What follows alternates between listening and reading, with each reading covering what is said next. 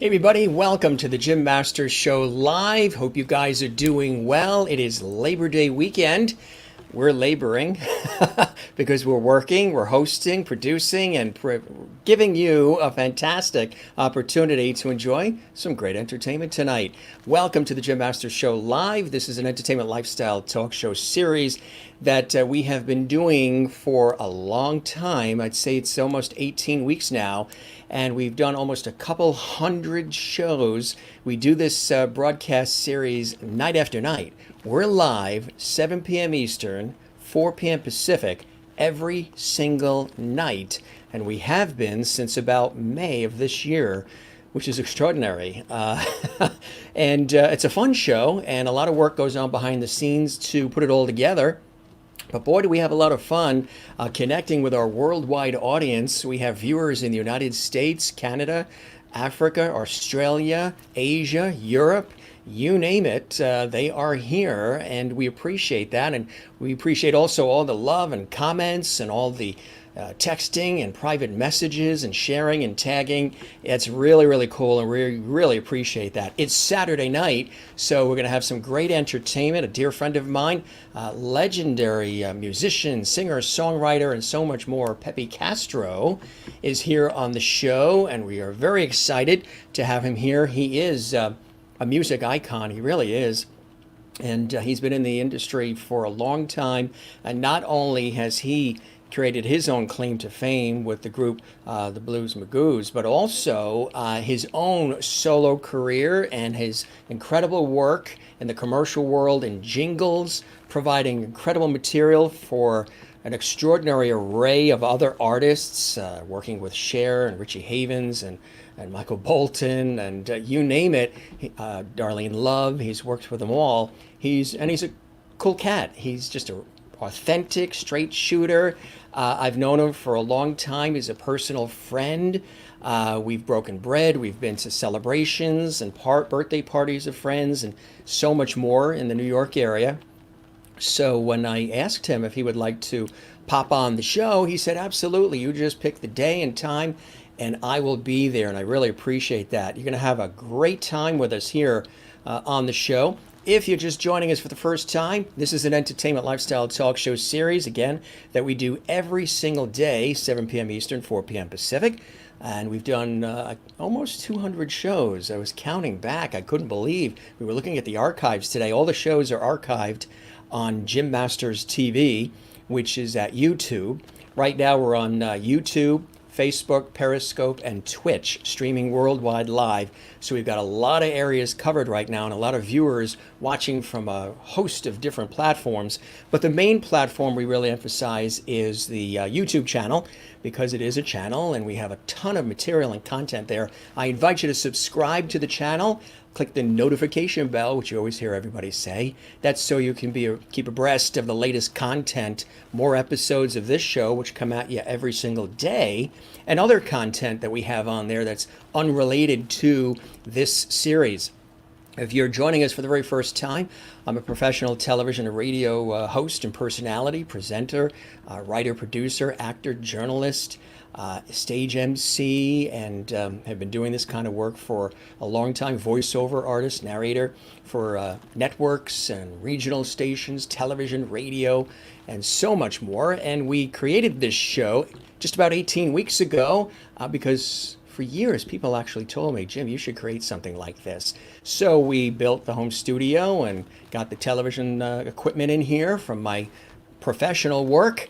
And it's been a blast. Again, I've been meeting so many fantastic people, so many great viewers, and we've had a bevy of incredible guests from the worlds of television and music, Broadway, Hollywood, science, health and wellness, food, sports, you name it, inspiration, spirituality. We've covered it all here on the show and we continue to.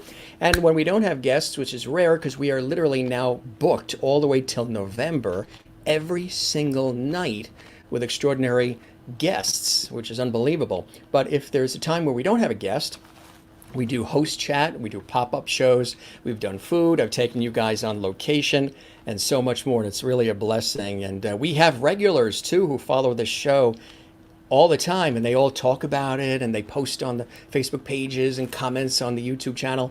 We're looking forward to the show. We're rearranging our dinner. We're getting home from work early. We're going to binge watch all the episodes on the YouTube channel. It's really cool what's been built and created here, and I love it because I do this kind of work professionally. So we're creating a real beautiful community here of lovity. That's a word that was created by accident, and everybody has fallen in love with it. I always say the show is positive and inspiring, uplifting, fun, and I was saying light, love, and levity, and sort of fouled up and combined love and levity, and we created Lovity. So all the viewers call themselves Lovities. They say this is Lovity Hall, and all the guests become part of Lovity Hall, and they become a Lovity. That's kind of cool. It all just developed as this show continues to grow by leaps and bounds, and we tweak it and fine tune it and do a lot of cool things. So we welcome you, and we do so this Labor Day weekend as we are laboring for you and for your entertainment and pleasure and so much more. We always have something to toast our viewers around the world with, so I toast you and you and you and you and you and you and you from all around the world. Thanks for joining us on this Saturday night here on the Jim Masters Show Live. It's a pleasure to have you with us. Very nice. What is it? Well, the last couple of nights it's just been lemonade, iced tea, stuff like that. But since we're laboring on Labor Day weekend, you know how at the end of the show, or for those of you watching, I always show this: relax, breathe from the diaphragm, love one another, take care of one another, be good to yourself. We always show this relax, visual here. Well, in this little martini glass, isn't a martini, it's a little wine called Relax. Is that not perfect for this show? I should get them to be a sponsor. It's a little Riesling, look at the size of the bottle. It's a cool color too. But look at the name. I picked this up on purpose because it's called Relax, which is a word we use all the time here on the show. So we have just a little spritz of it in the glass as we welcome everybody. It goes beautifully with how we end the show with Relax, which we'll do at the end. Your friends are here. For those of you watching, we do have some cast of characters that were made an appearance only on one episode, and then everybody fell in love with these characters, so they've become part of our circle of levity here, our great show, this entertainment lifestyle talk show series. And there's George Burns, and George is here, and he says hello. He's got a cigar. He's ready for a cool Saturday night. Here's looking at you. He sees everybody around the world. He greets all of you as well. Boy, is my hair getting long, huh? My hair has not been cut since March. That's crazy, I know. We're just letting it grow for the summer. What the heck, right? I've been really predominantly doing my radio shows and other work out of the house anyway, so we'll probably get it cut in a couple weeks. Jeannie is here. Jeannie says hello. If you watch this show regularly, you know Jeannie is here from I, Jimmy Jeannie. She's in there and she says hello to you. She greets you. Again, this show's light levity. We want to put smiles on people's faces. So Jeannie's usually here each night. And then we've got another character here everybody's fallen in love with. Silver, the Silver Lab that we picked up on a TV shoot in Europe from Switzerland. There he is. He sees everybody. He greets everybody. He always makes sure that this place is, our set and everything's under control. So Silver is here and he greets you. And we've got another, every host has their co-hosts and colleagues and cohorts and comrades. So here's another. There's Jimmy. On a Saturday night, he's putting smiles on your faces. He waves hello. This was a childhood toy, made of porcelain, actually. Pretty cool. He greets all of you. Look at that face. He's a happy clown. If you're afraid of clowns, you don't have to be afraid of Jimmy. He's a cool clown.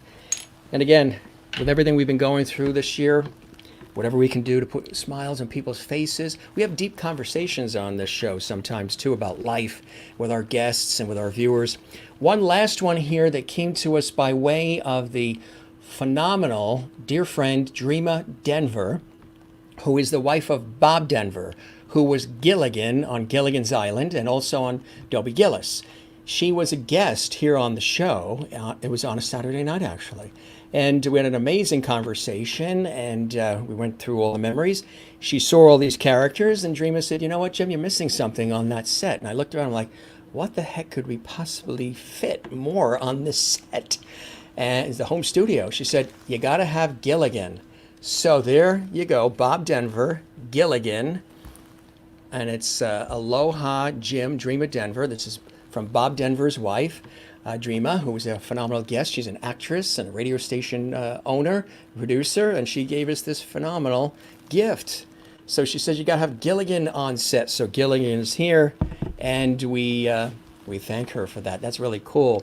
We're going to welcome my illustrious guest in just 2 seconds. First, we always like to acknowledge, which I do in my professional work on television and radio, always acknowledge the viewers and the faithful who love to watch the show, all the lovities. Again, a word we've crafted for the show.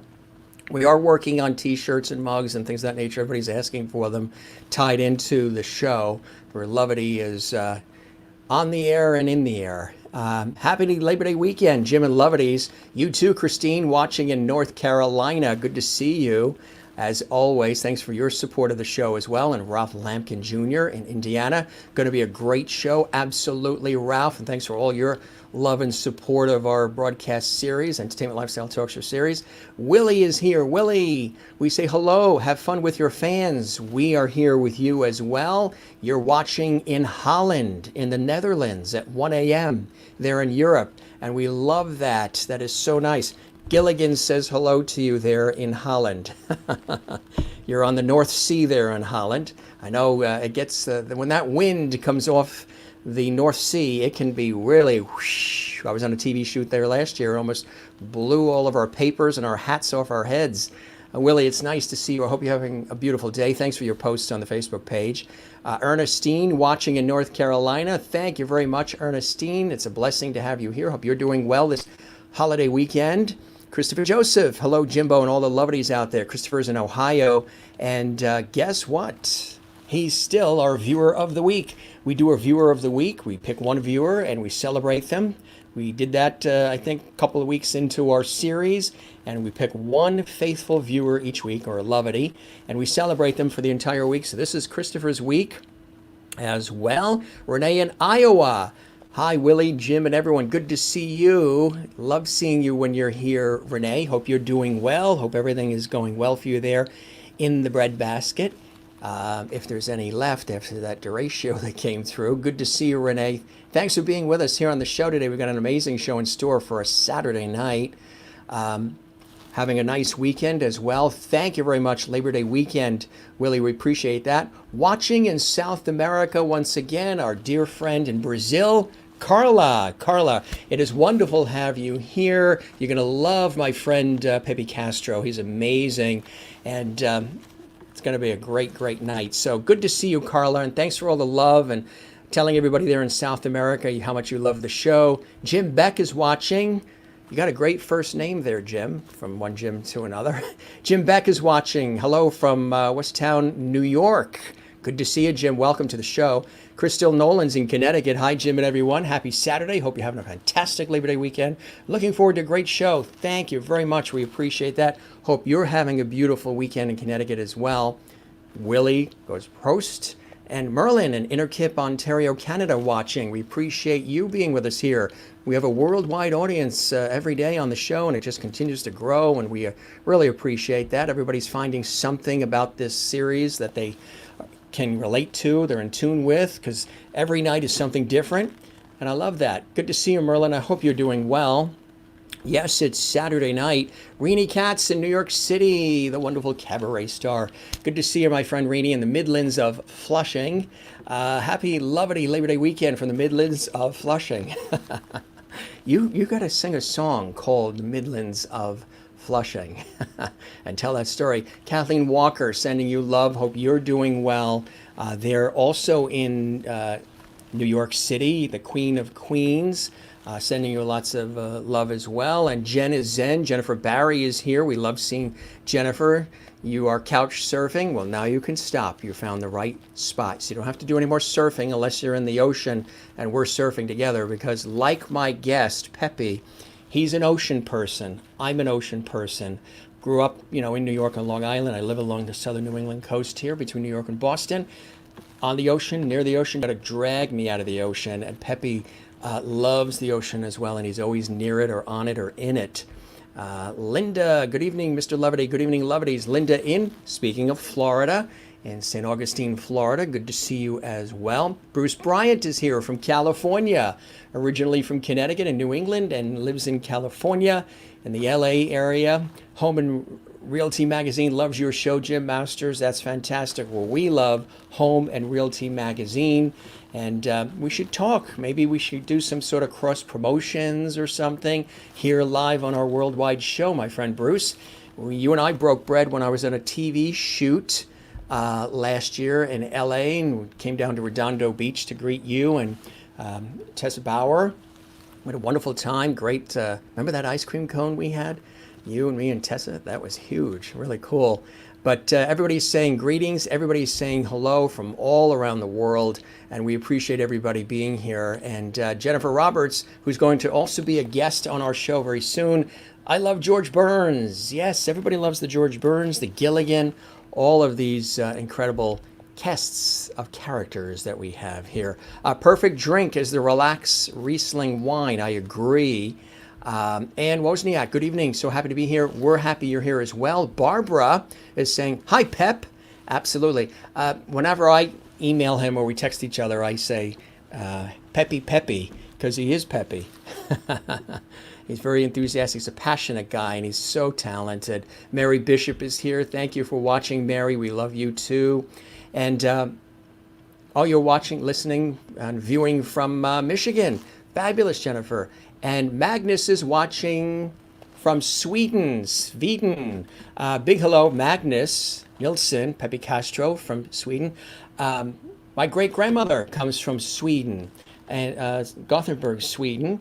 And they came over from Sweden on my mother's side. My mother's mother, be my mother's grandmother, my great-grandmother. And she came over from Sweden, and they settled in Boston. Then she got married, and they had moved to Connecticut and raised their kids. And my mother is the youngest of 16. I'm English, Irish, Swedish, and French. Swedish on my mother's side. My mother's mother, very Swedish. Her grandmother, Hilma, very Swedish. And my grandmother, Hilma, was a princess, lived in a castle with the Swedish family, her family, our relatives, of course. And there's royalty there. My great-grandmother is part of the royalty of Sweden, we have found, which is amazing. My mother, of course, knew her grandmother, Hilma, but it's amazing. So we have a lot of family ties to beautiful Sweden, so we welcome you there, Magnus. It's a great name, isn't it? Magnus? That's a solid name. Sherry is here. Hi, Jim and all the lovelies. Normally watching you from Ohio. However, tonight you're at your daughter's house in Oklahoma. That's terrific. You like to stay with the O states, right? From Ohio to Oklahoma. I think all you have left would be Oregon next, right? Linda welcomes Peppy, and Willie welcomes Peppy, and we are going to welcome our dear friend, singer, songwriter, musician extraordinaire, music industry legend, the one and only Peppy Castro here on the Jim Master Show Live. Hey there, my friend Peppy. How are you? I'm relaxing. Yeah, that's the thing to do. Time to wake up. Right. That is what to do. Exactly. You just relax. You just, it's amazing. Have we met before? You know, if we hadn't, we're sure doing a darn good job of faking it. Sure it's the real Jim Masters. You know, we have to hide everything today.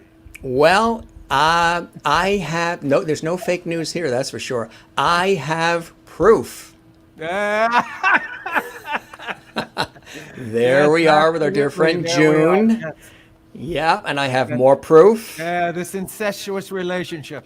And there's Mark, who we lost recently. Remember Mark? Yeah. Oh, God, right? Oh. For folks watching, Mark was a prolific songwriter and so much more, and he wrote the Banana Splits theme. Remember the TV series, The Banana Splits, everybody? Tra-la-la. Mark wrote that.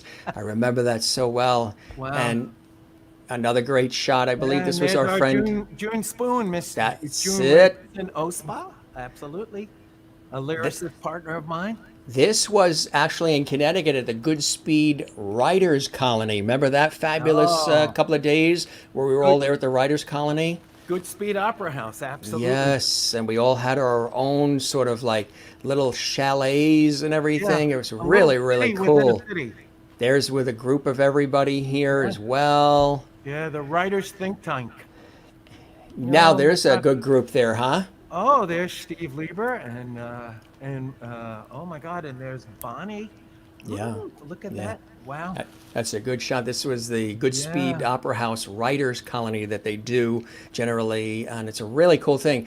People, tell us about that. I can explain it, but you've been doing it for a while. It's a really cool place, opportunity for people who are writers, who are pitching things, creating things, to bounce it off other creatives, right? Yeah, it's actually run by the Johnny Mercer Foundation, That's right. and it's a think tank for up and coming and actually very well known artists who have works in progress that they can workshop in front of other like-minded artists. So pretty much I think there was 7 sets of writers, which meant there was 7 potential shows Right. between everybody, and we pretty much think tanked and would share material with each other writers, and then we would get our stuff critiqued. So you have to be asked in. It's a very prestigious little gig. It's not something that they offer to just anybody. Hello to all your friends all over the Yeah. world. How wonderful. They're all Oh my greeting God. you. Will Magnus in Västervik, Sweden. Yes, absolutely. and My Willie in colleague, Holland. Barbie. Yeah, a lot of people out there. Yeah. So it's wonderful to see all these lovedies. And I have a surprise for you. Can you get George Burns? George Can you is get here. George He was Burns? just. What happens is George likes to hang out for some reason with Jeannie in the bottle. So Okay. I'm gonna pull him out of the bottle, and there he I, is. I don't do this often, and I can't vouch for it, but let me try it. Okay, here we go. Hello there. Wait, hold on. Hello there. This is George Burns, and I'd like to give a big shout out to Jim Masters and have a good cigar. Not my best. I love it. That's Not awesome. my best, That is fantastic. but it's close. There he is. I was cutting Close, his but head. no guitar. Exactly years ago, I put George Burns on my phone message and I would say, "Hi, this is George Burns," and I would having a good cigar and all that. Good night, So Gracie. anyway, Carla in lame attempt. Hi, Brazil. caller. She's in Brazil live right now. Wonderful. Brazilian princess. Look at that beautiful smile. Have you been Oh, to Brazil? Have you gone? Have you made it there? it's my dad was born in Bogota, Colombia, and he died when I was 5 months old. And I missed out on the whole thing. And like you, my mom spans 7, 8 generations. And my lineage goes back to kind of a New York aristocracy. Right. And my great great great great great was a big shot in the Civil War, and he was superintendent of encumbrance for the city of New York. And so I have all the Civil War memorabilia. Jen is Zen. There you go. Jen Absolutely. is Zen. Absolutely. Tony Vincent, the General loves Peppy from Seattle. Oh, this is Generalissimo Tony Vincent, an absolute fabulous photographer and person. Cheers, Thank you. Castro. Yes. You're now a lovely Castro. Well, wait a second. Okay, Jim always goes by Master Mantra. Masters Mantras, right? Masters But Mantras. what do I call you? You remember? A dear, amazing friend.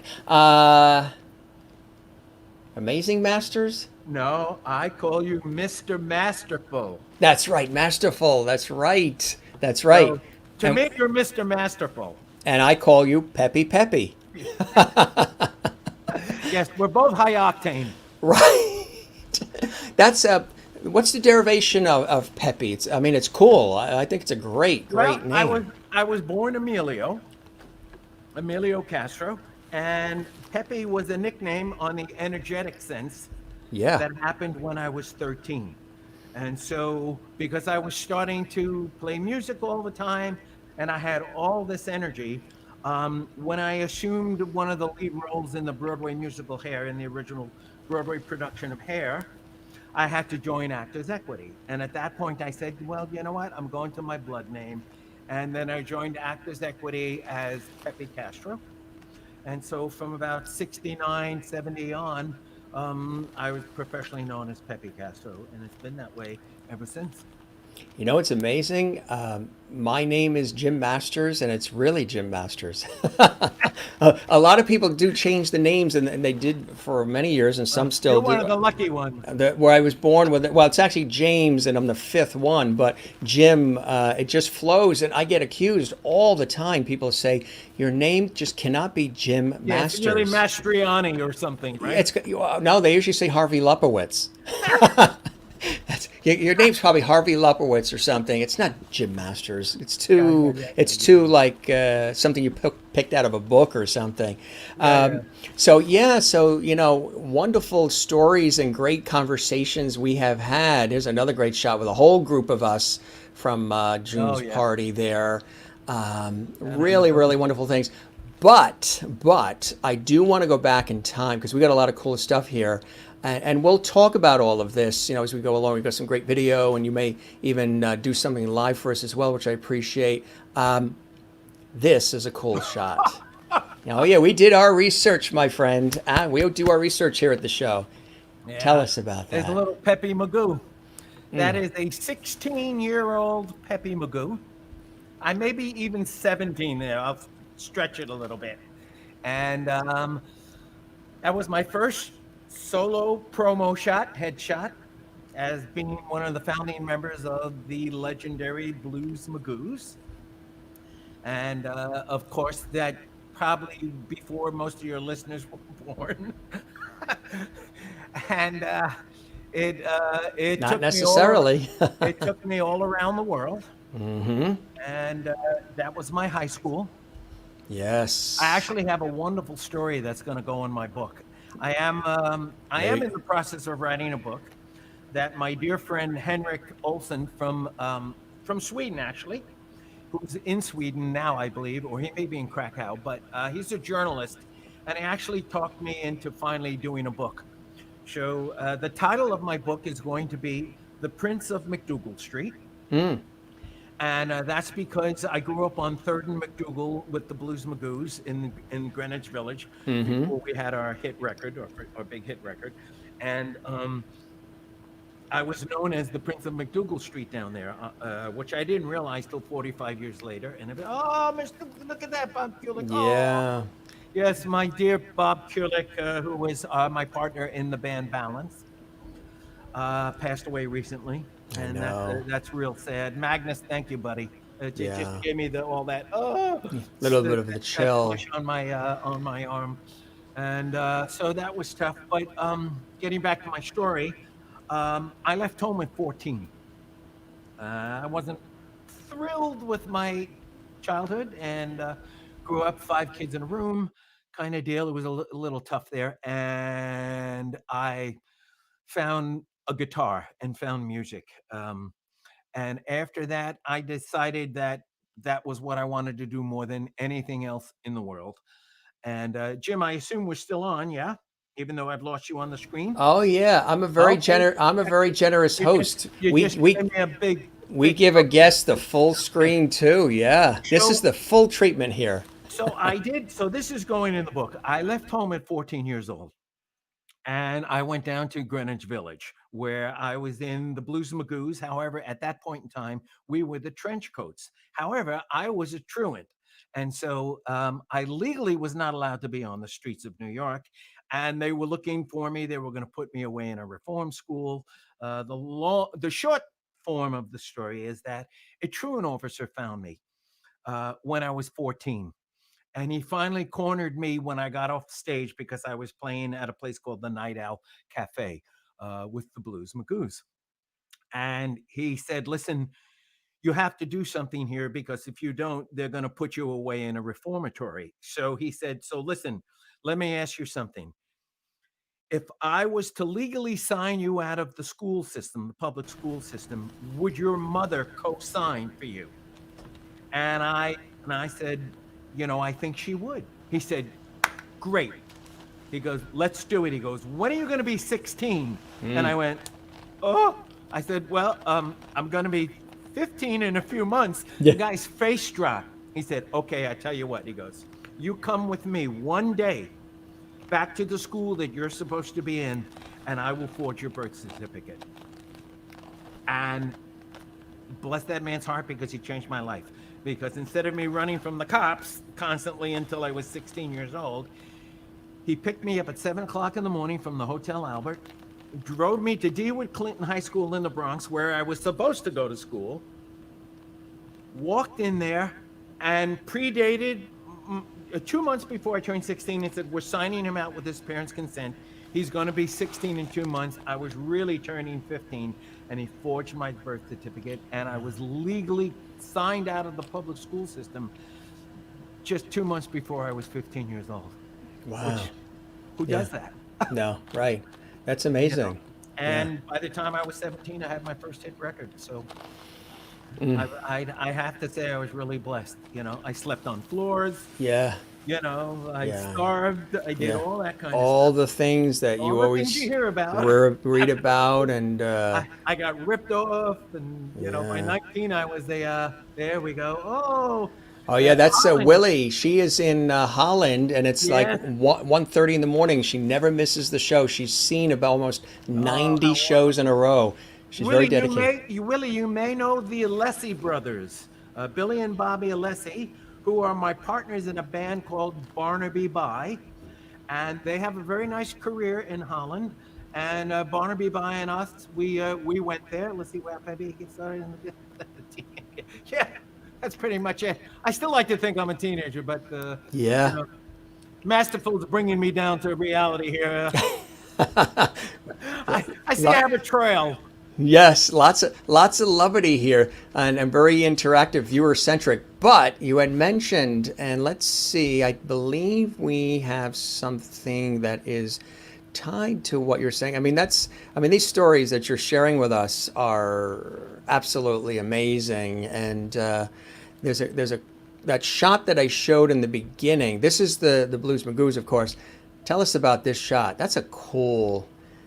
Shot, I actually remember we went and took that in the Bronx Botanical Gardens. That's in the hot house in the Bronx Botanical Gardens, and you can see I'm a little older. Yeah. That's we're now a top 10 recording act. Yeah. And we always needed press shots, so we went up to the Bronx into the hot house, and we took that shot. Mm-hmm. I forget where we used that, but that was my high school. Yeah.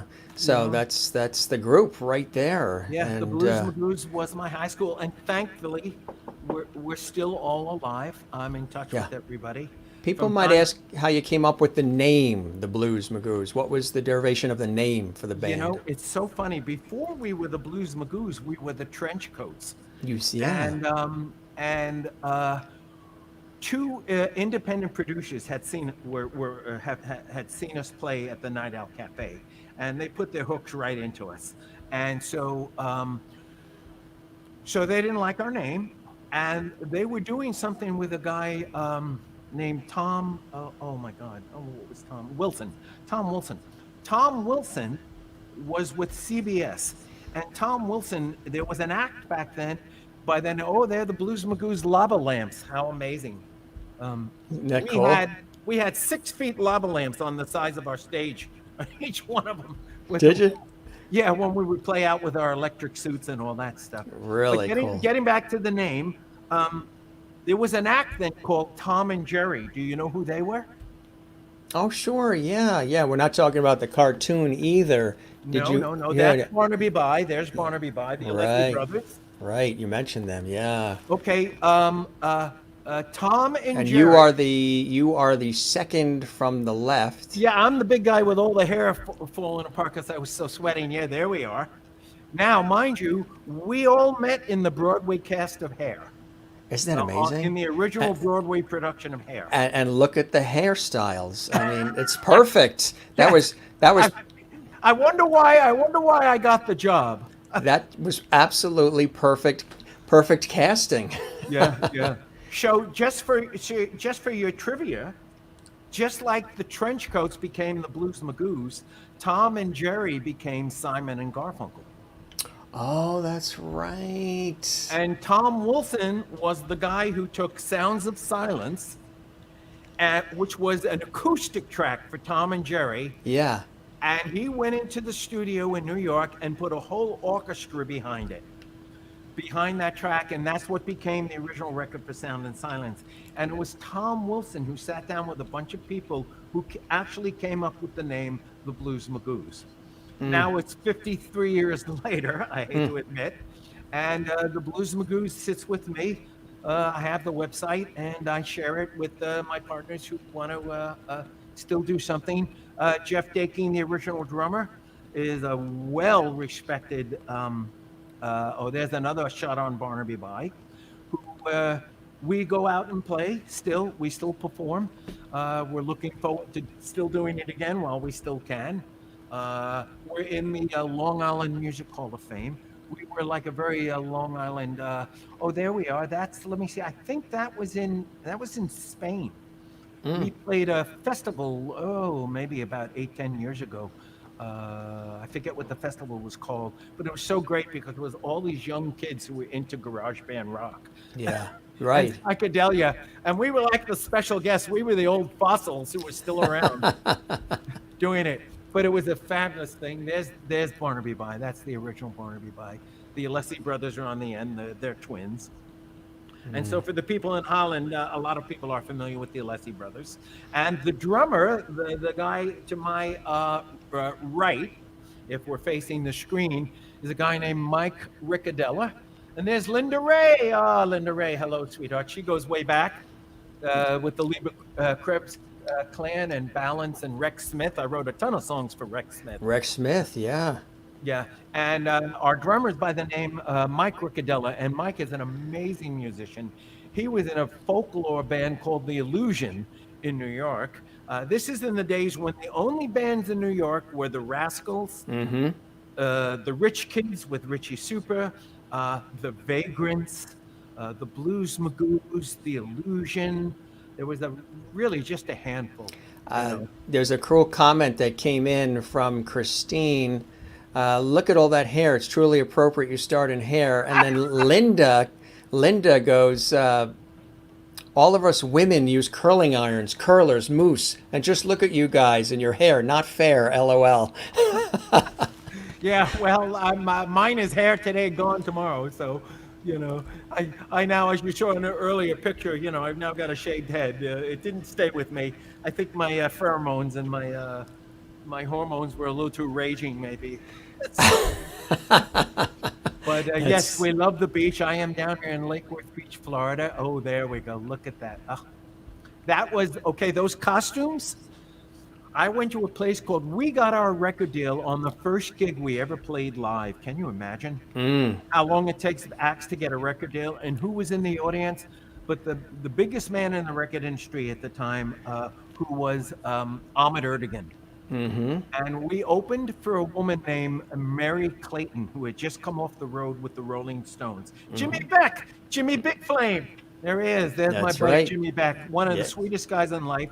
He's my neighbor up in Westtown, New York, where my house built in 1760 sits. Yes. While I soak up the Floridian sun. The Castro compound, yes. Yes. I have my little mini estate up there, absolutely.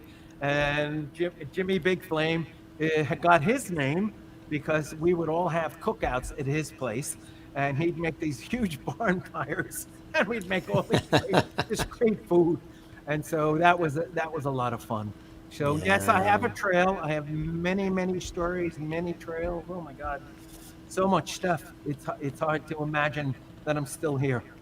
Oh, of course you are, because you love what you're doing and you're passionate about it, and you're still, yeah, and you're still doing your thing, and that's the thing. I mean, you're still going at it. You know what I mean? There we go. That's that I call in the zone. And here's another one in the zone too. Oh yeah, yep.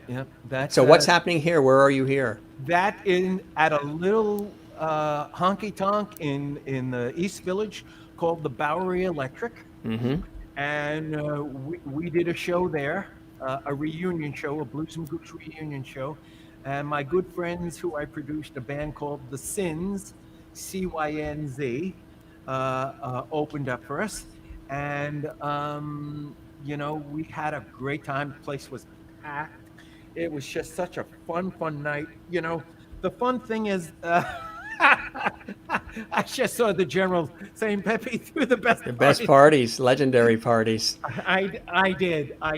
My parties were so famous that I had a triplex in New York at the time, 3 floors, and you name it, I had it in there, my steam room and the whole thing. And I threw parties, and my parties became so famous that by the second phone call, every time I was going to throw a party, by the time I was ready to do another party, I said, "Okay, I'm going to do it again. Let's go." By the second phone call, a buddy would say, "Don't worry about it. You don't even have to call. It's like it's all over town already." So and the, like and like 500 people would show up at my house. really, I mean, we're That's- talking Blondie and would you, yeah, and would you be Tracy. performing too? Would you always be asked to perform and jam with everybody, or just What? relax and have fun when you have those parties? Yeah. I had a little. Sure, I had a little music room. I had my little music. My actually music room was on my second floor. So, and this is priceless. Okay, I bought the apartment. You know why I bought the apartment? This is rather sick, but it's also very funny. It was adjacent to the school for the deaf. Makes sense. Makes sense. So, So you didn't have to my worry about speakers- anybody pounding on the my- wall saying "turn it down." So my upstairs floor soaked up the sound up, and my downstairs floor soaked up the sound from below, and my speakers faced the outside wall of the school for the deaf on 23rd Street. I was on the back side of the school for the deaf, which was on 222 East 24th Street in Manhattan. I owned the apartment for years and years and years, and then ended up selling it and stuff like that. But it was great because my jingle years was based out of that place. Yeah, And, that's my a whole other aspect of your career. I mean, jingles for 20 years. Budweiser and Chevrolet. Tell us about, I love jingles, and I've had this conversation. Chocolate is scrumptious when it crunches. That's why I love Nestle Crunch. Get your skis shined up, grab a stick of juicy fruit. Taste the That's taste you? of the You did those? yeah. You I did those? did jingles for 20 years. But I didn't know those. Wow. Everything. What are some other? Throw some others out, because God. people will recognize all of these. Kodak, Welch's, Budweiser, Chevy. Nothing works like a Chevy truck. Something easy on the bucks. Nothing works like a Chevy truck. The tons and tons. I did 20 years in the jingle business, all while making records and still going out and Yeah. touring and doing things with balance and Yeah. stuff like that.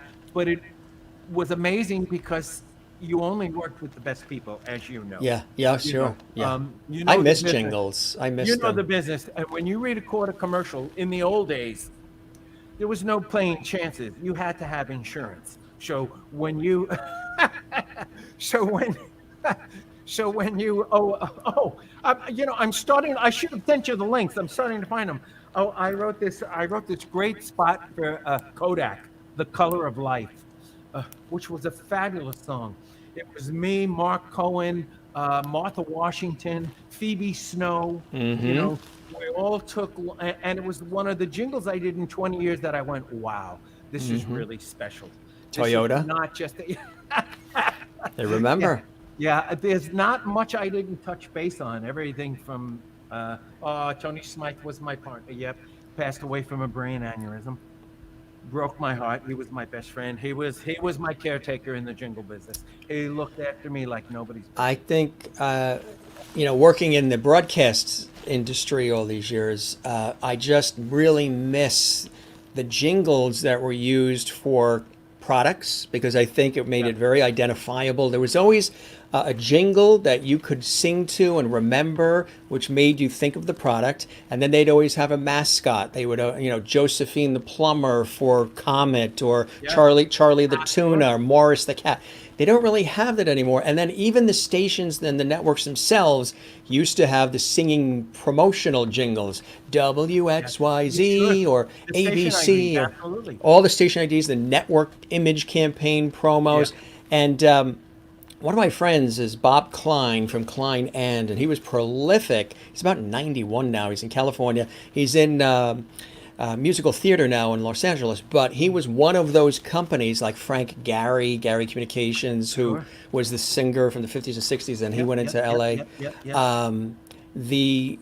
What he did is he created these terrific campaigns, and he would bring in the Ron Hicklin singers. Remember the Ron Hicklin singers? Yeah, They yes, did yes. Love American Styles, Yeah. TV themes, and everything else. You'd hear those sounds. Listen, I had Richie Havens sing "All Aboard Amtrak." I did. John Denver came in and sang things. I had oh my God, so many Richie people. Havens had one of the best voices for so many things. He used to do um, CBS, We've Got the Touch, with Yes, that deep, solid yes, yes. voice. I wrote NBC's. I wrote Look for Champions campaign for CBS, Oh, you did? which was a whole year, and all my friends were, and they actually put me on camera. They took me down to the Palladium. The guy who ran CBS Sports Music loved me so much that he said that I want to put you on camera. I was like, "What are you talking about?" Yeah. And so for the whole year, I forget what year it was, but that was the campaign. Look for Champions on CBS Sport. So I wrote their whole thing, and every story of balance. There you go. So every weekend. Oh, here's another one by Menon. Now, there's a whole thing. I watched something on that. I don't know if there was a documentary. There's something where they were talking about certain ones that stood out where it was just that. It was just by Menon, but that's all it needed to be. I And would it sit home was, every weekend and watch sports. And if I watch CBS Sports, I'd have my friends calling me up saying, "I'm in Philadelphia watching the Eagles, and I just saw you come on TV singing 'Look for Champions' on CBS Sports." So many trivial little things, like the song I wrote for Balance. It was a big hit in the United States, called "Breaking Away." The Philadelphia Eagles actually used it as their theme song for home games. So people would send me videos, and when they would come running out on the field, you would hear my song "Breaking Away" playing. So these are the fun little journeys that music takes you in and out of things. And Richie Havens and I had a very close bond. I met Richie when I was 15, and he had a very big effect on my life. Richie. yeah. And the first TV show I ever did was the first TV show Richie ever did. Um, I met Richie. As a matter of fact, I will sing you a song tonight, whenever, Fantastic. whenever you like. Yes. And you tell me. Of course, this is the testament. Just so anybody who wants to make it in the music business. Okay, I did sleep on floors. I was hungry. I left home. I had no safety net, nothing. And even now, at my ripe old age of blah, blah, blah, I've had 8 fingers that have had surgery, and both wrists. So just so I can still keep playing a little bit. He's the $6 million man. I'm not what I used to be, but I still can, and thankfully, with the Yes. blessings of technical and studio stuff, I write most of my stuff on keyboards. Finally made it very how cute. He's in San Um, Diego. Yeah. Finally, through the grace of God and digital technology and stuff like this, I can still sit home and make records and sing and record and do all that stuff. And you can probably, I don't know, well, let me see. Can you see the scarring? Oh, look at all those scars. But it's Anyway, like being an athlete. It's like I don't want to they're like, gross your audience out. but it's like being an athlete. It's Yeah, either but being like, but or it's like, a war this one wounds. left me with a little cartilage thing Yeah. in there, but you know what? I can still stumble my way through a song. If your audience will forgive me tonight, because Yeah. COVID has rendered me No. helpless. But you know what we'll do? We've got that cool Just Beginning video. Oh, yeah. Let's set it up with that, and then we can come out and we can do that. Tell us a Okay. little bit about this. This is something really cool. It's sort of it's a little This Is Your Life a little bit, and I Yep. guess I'm Ralph Edwards tonight, the host. Okay, Tell us so- about this. So, for your audience around the world who aren't familiar with Richie Havens, Richie Havens is, to me, an American national treasure. He passed away probably 2 years ago now, I know. much to my broken heart. I met Richie when I was 15 years old.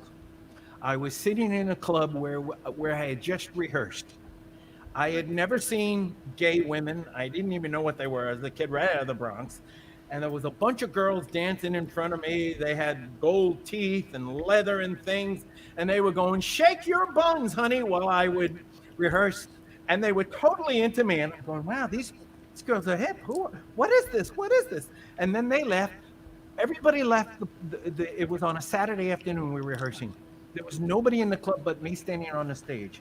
In walks like 6'3", 6'4" Richie, a giant, walks in and says, "Hey kid, you in a band?" And I said, "Yeah." He goes, "You want to hear a song?" I went, "Sure, absolutely." He goes, "Cool." So I sit down on the side of the stage. He pulls out his guitar case, opens up his acoustic guitar, takes out about 6-7 pages of lyrics and says, "This is a song I've been working on for 2 weeks." And his first record was called Mixed Bag. And in that record, there was a song called Follow. And knocked me out. From then on, I was a devotee of Richie Havens. Yeah. Every time he played, I had to sit right up front. I had to see him. He was my lifelong friend, and so Just Beginning happened. We stayed friends all these years so many times that he called me up one afternoon about a year before he passed. And he said, and we spoke for an hour on the phone. He says, "Hey man, you're not going to believe this." And I said, Yeah. "What?" He goes, "I'm going to the Cannes Film Festival." I said, "Wow, that's great. What are you doing?" He goes, "I'm doing a command performance for Sean Penn." I said, "What? Really?" I said, "Wow." He goes, "Yeah." He goes, they're giving Sean Penn an award, and they asked Sean Penn, "Who's your favorite recording artist?" And he said, "Richie Havens." So they hired Richie Havens to go to the Cannes Film Festival unannounced to be a surprise guest for Sean Penn. And I went, "Wow, Richie, that's amazing." I said, "We're getting away with murder to be doing what we're doing at our age." And Richie said to me in his hippie voice, he said, "Hey man, I'm just getting started. I'm just beginning." And when he said that to me, I went, "Bong!" And I said, "Son of a b." I said, "Richie," I said, "You know what? When we hang up, I am going downstairs to my studio and I am going to write that song." And again, by the grace of God, I went down and I wrote this song called Just Beginning. Everything you will hear is just me. I did all the voices, all the music. I played all the instruments, everything. And I sent it to Richie before he passed away. So that was the sweetest thing in the world. And there he is. and this song, Just Beginning, was inspired by Richie Havens. And there's Richie Havens right there Yep. on the screen. Yeah. Yeah. Really So, incredible. do you plan on playing it? Yeah. Okay. Well, let me know if you're going to go to it. And again, this is just me doing everything. And so what I did was I took all photos from my childhood and I made a little compilation Peppy story out of it. Absolutely. All right. Enjoy it, everybody. Just Beginning with our fantastic dear friend, the one and only, the incredible Peppy Castro. Legend in his own mind. Legend in his own mind. Let's see. There we go. Only just beginning.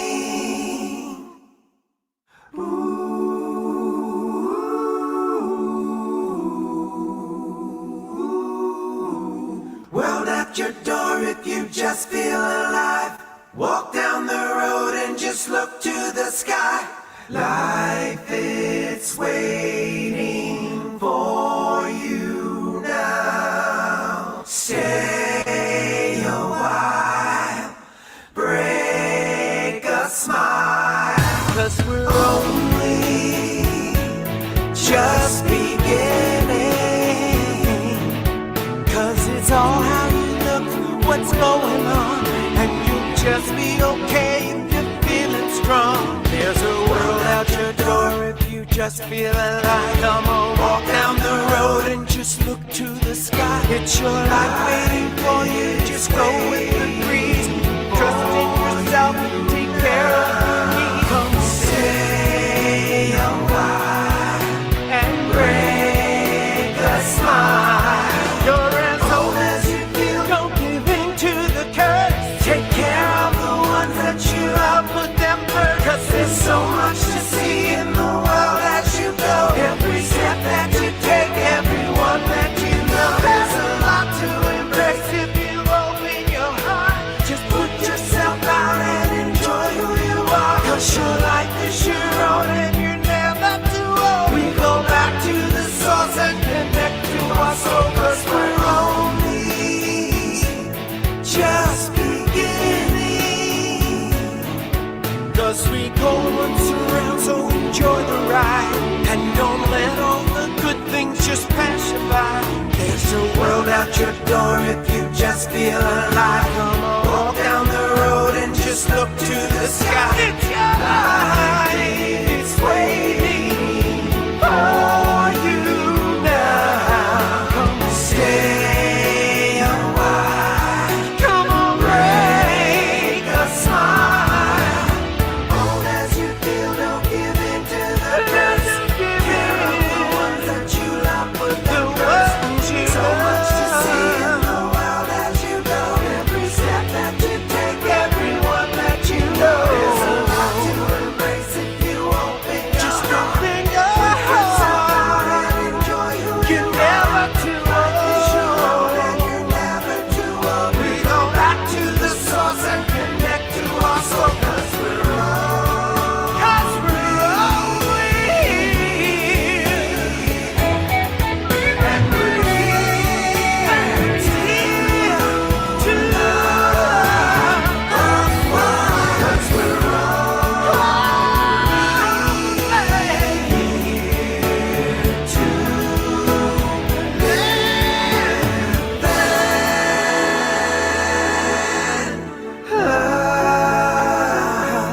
just beginning.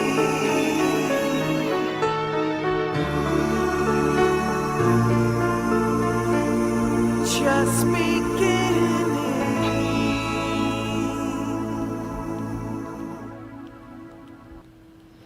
That is Wow. fantastic. That haven't is seen that in a while. that is really amazing video. Crystal in Connecticut, great song and harmonies. Jennifer Roberts, who's a performer as well, very inspiring. Wow. Magnus in beautiful Sweden. We're gonna come see you soon, Thank you, Magnus. Magnus. Legend. If her other half Ken was down here, he'd be dancing right now. Oh, Get him downstairs. You got him oh, upstairs. you're making me cry. Awesome Peppy from Jennifer. She's Zen. Lots of claps, bravos from Merlin in Canada. What a Nice. wonderful life, beautiful music. Space Ace. Wow.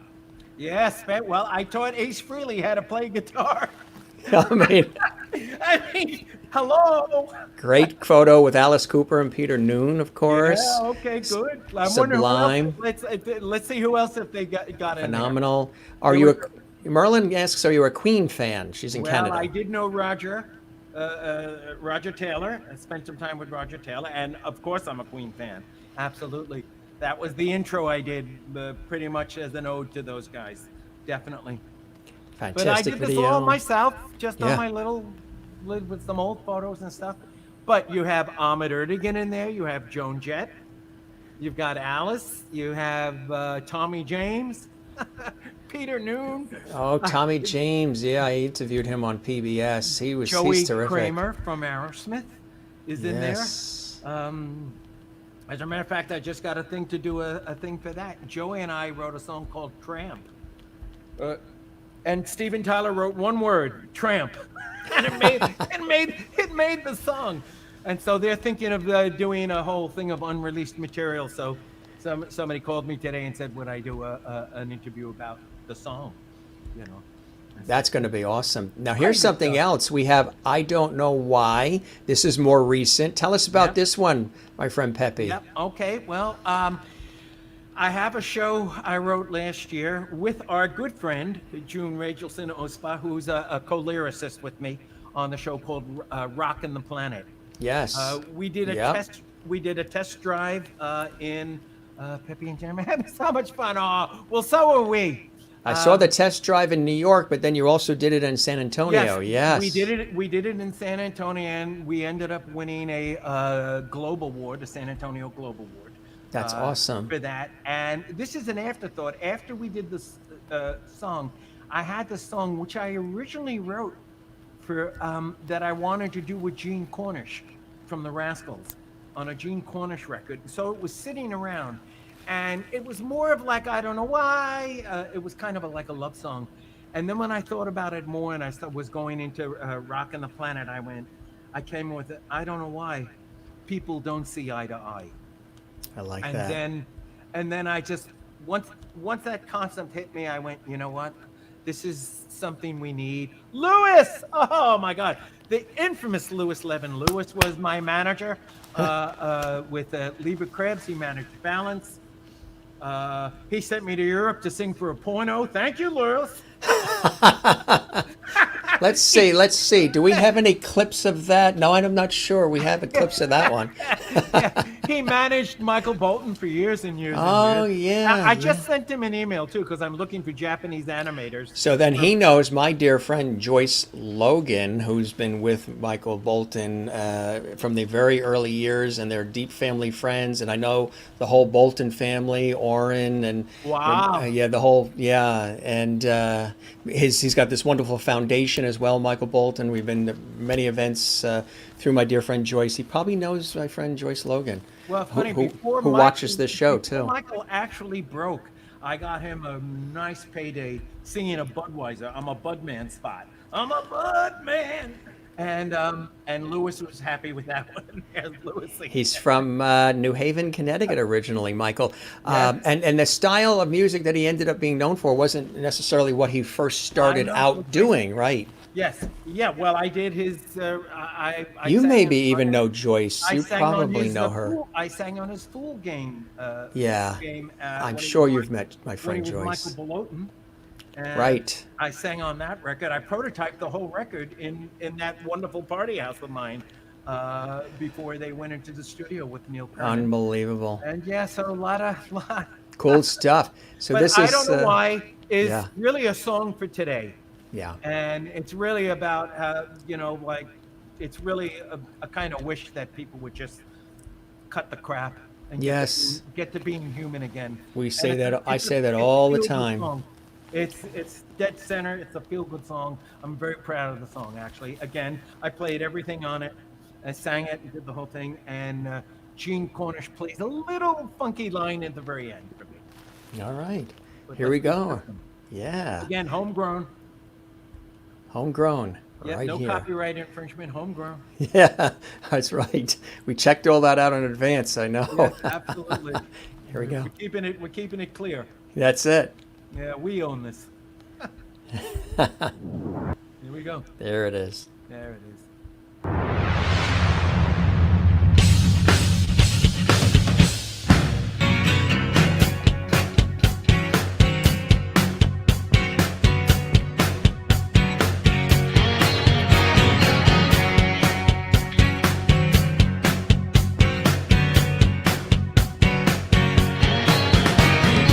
Sometimes I wanna way out of here, 'cause you know I'm about to go insane.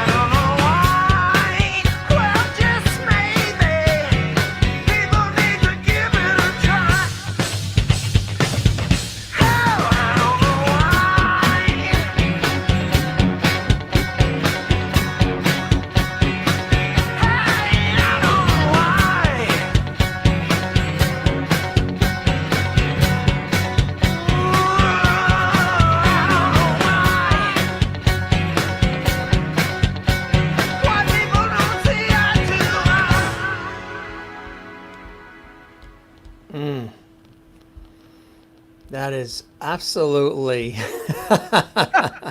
that is amazing. That is amazing. That's really, You know what the fun story is that? tell us about that. I posted on my Facebook page that I was going to do a video, and I wanted people to send me their eyes, photos of their eyes, anything going on with their eyes. Like the crazy one with the eyes going back and forth is my friend Frank Shiner, who can physically do that. When he sent me that, I went, oh my God, that's priceless. And so really the video is comprised. I used it. It's an interactive concept I've come up with now, that my next video will be the same thing. I will ask people to send in things on my Facebook page, content that I will put in the video. So I'm not sure what I'm going to do next, the next song, but all those, even that there was one shot of big blue shiny glasses, that was Lewis, 11 on that one. Awesome song. A lot of my friends are in there, a lot of people, a lot of fans and different things like that. And I just threw them all in. So, everybody loves it, from Brazil to Canada to I think the Arctic Circle. Everybody absolutely loves it. I'm going to treat everybody. I'm going to do an encore because I think just the way the video. She's in it. Barbie's in the video. She's in it. She was in it. She's in one of the last frames. Welcome, Barbie. Good to have you with us here. Danilo in San Diego. Yep. What a fabulous beat. I could have danced all night. Loves it. Carla in Brazil. Saturday Night Fever with Peppy rocking. You're a hit in Brazil. They love it. I'm gonna treat everybody. I'm gonna play it again, and I think some of the screen proportions looked a little wacky. I want them to see the video as much as hearing it. So we're gonna treat them, and we will get ready to rock again. I thought maybe I saw it. It was cut off. Half of it was. No, it's a weird. Yeah, it's trying to. I guess the two things are trying to blend. But we're gonna treat everybody. We're gonna play it again for them. Play it again, Sam. No. It's that good. We need to hear it again. Music to my ears. I don't know why with Peppy Castro. I told you, folks, my friend Peppy is absolutely extraordinary. Here we go. Send that message out. If you weren't dancing before, get dancing. And to Jen Barry, if Ken is still upstairs, get him downstairs to be dancing with you. Here we go. Here we go. Get ready, folks. Now, right? This is it. Here we go. All right. Can you hear it? Let's set that up. Let's set it up. You and I see it, but they don't see it. So we want to make sure they see it. It's nice if we see it. I'm not seeing it either. But you're hearing it. Very lightly.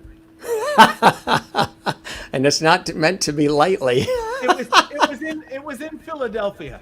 There it is. Okay. Let's see. And I think only people in Philly heard it. Here we go. Let's see. All right, we're all set up. Get ready, folks. Hey, I'm amazing you're piloting this stuff. Incredible, I tell you. Multitasker Masters. That's the new name. Masterful multitasking masters. Try to say that fast. I don't know why, with extraordinary music legend, rock legend, Peppy Castro. Here we go.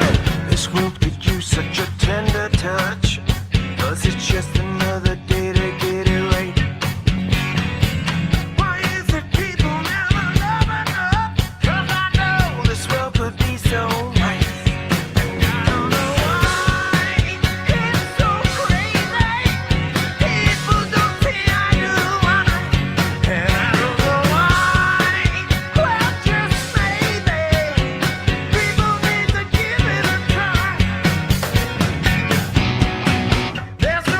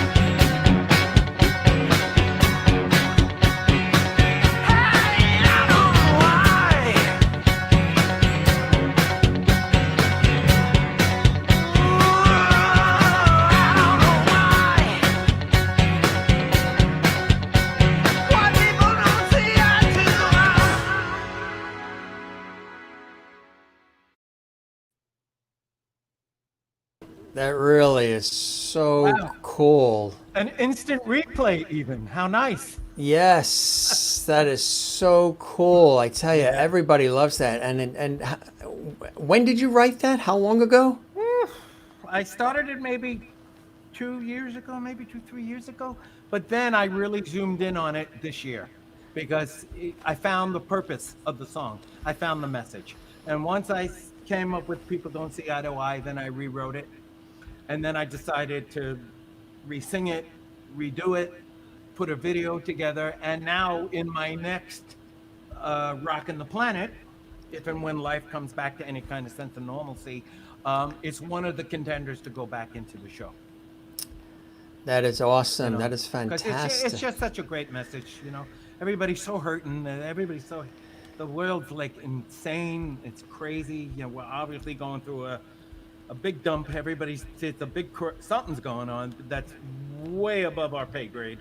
Yeah, yeah. This, And so to me, anything. I made a promise to myself a long time ago, like you're such a class act, Jim. If I can toot your horn for a minute, but I can't keep up with you. I have a lot of energy, and I can't keep up with you. For your audience, for the audience that knows Jim here, Mr. Masterful does so many things that I can't keep up with him.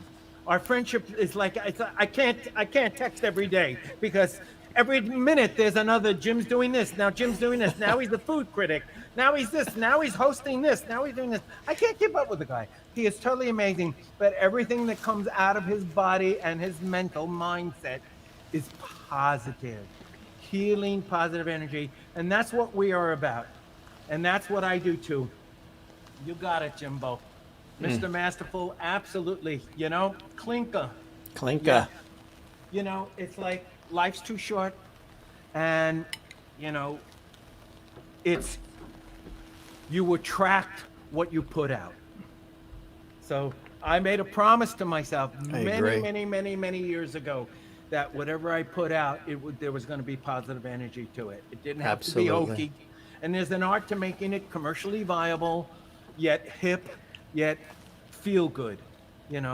And I don't know why it's one of those feel-good songs. It is. It is. And I want to treat the audience that they're saying, damn, twice as nice. They love that we did it again. I want to actually do, because the screen proportions of Just Beginning were a little weird too. So I want to treat the audience to that again. My pleasure. Because it's worth seeing the actual visual as much as the song is the claim to fame, the music.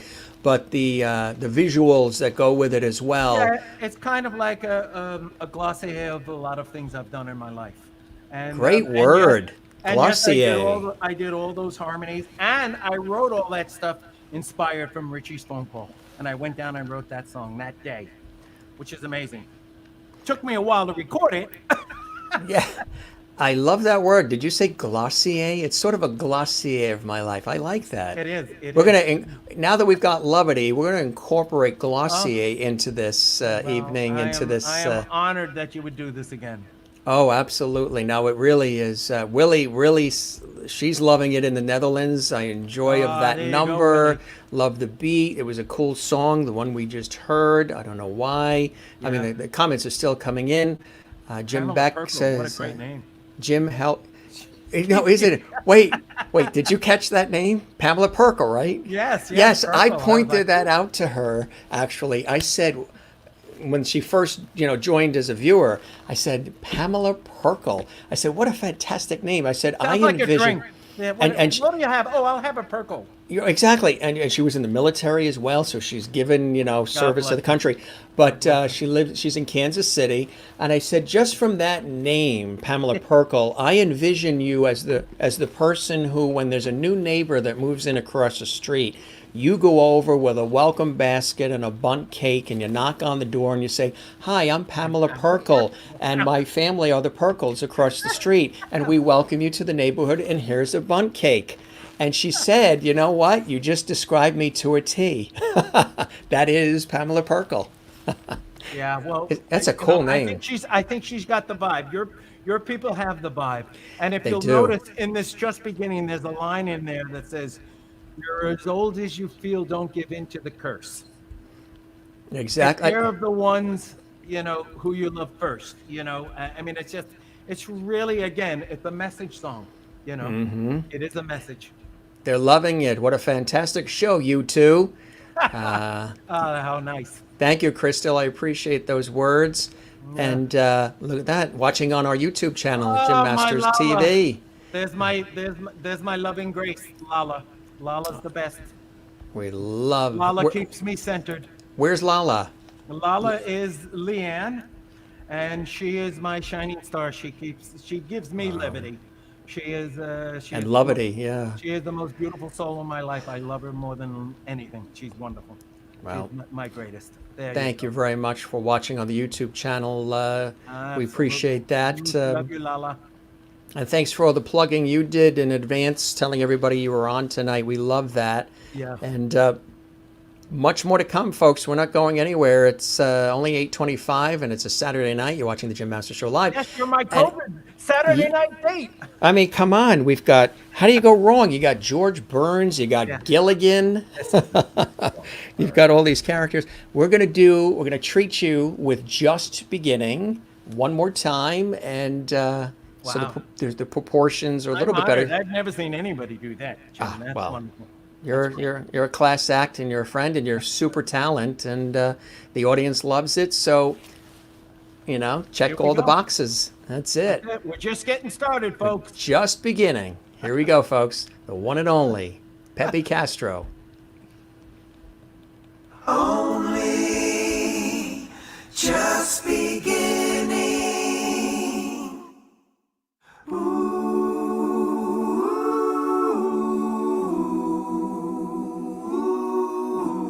Well, at your door if you just feel alive. Walk down the road and just look to the sky. Life, it's waiting for you now. Stay a while, break a smile. 'Cause we're only just beginning.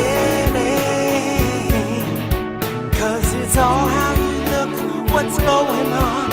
And you'll just be okay if you're feeling strong. There's a world out your door if you just feel alive. Come on, walk down the road and just look to the sky. It's your life waiting for you, just go with the breeze. Trust in yourself and take care of me. Come stay a while and break a smile. You're as old as you feel, don't give in to the curse. Take care of the ones that you love, put them first. 'Cause there's so much to see in the world as you go. Every step that you take, everyone that you know. There's a lot to embrace if you open your heart. Just put yourself out and enjoy who you are. 'Cause your life is your own and you're never too old. We go back to the source and connect to our soul. 'Cause we're only just beginning. 'Cause we go once around, so enjoy the ride. And don't let all the good things just pass you by. There's a world out your door if you just feel alive. Come on, walk down the road and just look to the sky. It's your life, it's waiting for you now. Come stay a while. Come on, break a smile. Old as you feel, don't give in to the curse. Care of the one that you love, put them first. So much to see in the world as you go. Every step that you take, everyone that you know. There's a lot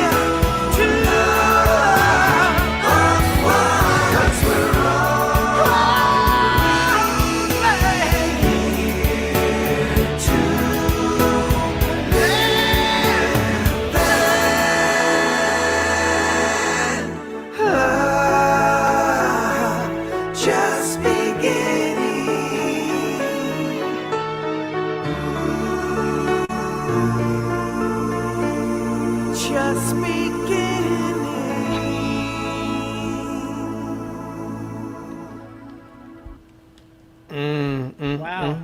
It's like, this is your life, Peppy. Exactly. And you can keep singing it, and we'd have that shot in there, Wow, yeah. and that shot in there, Oh, my and that shot, and Wow. that shot, and all Boy, of this. I saw now I saw Pete Townsend in there. I saw Paul Stanley, Joan Jett, Yeah. Rick Derringer. Holy crap! These It's all unbelievable. people that have crossed my door, over the years. It's just I ask people this a lot, but do you often pinch yourself sometimes when you look back at everything to say, wow, this really. well, I'm certainly blessed. I can't ever not feel blessed. That's for sure. Right, exactly. You know. You've even won over the heart of Pamela Perkle. There we go. You've won her over. I love it, Pamela. There you go. Christine in North Carolina. All of these songs, harmonies are exceptional. And she's Merlin in Canada is amazed that you've done all of this yourself. It's true. Necessity is the mother of invention. Tell me about that. I'm I getting home know. with no place to go, so I decide I'm gonna figure this stuff out. Exactly. And Christopher loves it as well. Jennifer, cool videos and music. Really, Jim Beck says great family pick of Peppy, Willie, and Jess. Yeah. Kathleen. Jim saw them all grow up. Yeah. Very inspirational too. That's the way we keep it, right? That's it. We gotta put the positive message out there. There's just too much fighting. There is. We got There- too much to combat out there. There is, absolutely. I want to show a couple more beautiful photos we've got here. That's a cool one too. Yep. That's the current day Blues Magoos. There's 3 original members in there and 2 new Magoozies. My friend Cindy Dawson, she came up, the Magoozies. She came up with Magoozies. After I heard that, I said, oh, that's great. I got to use that. We ain't dead yet. No, General, we're not dead. That is the General. No. General's anything but dead. Peter.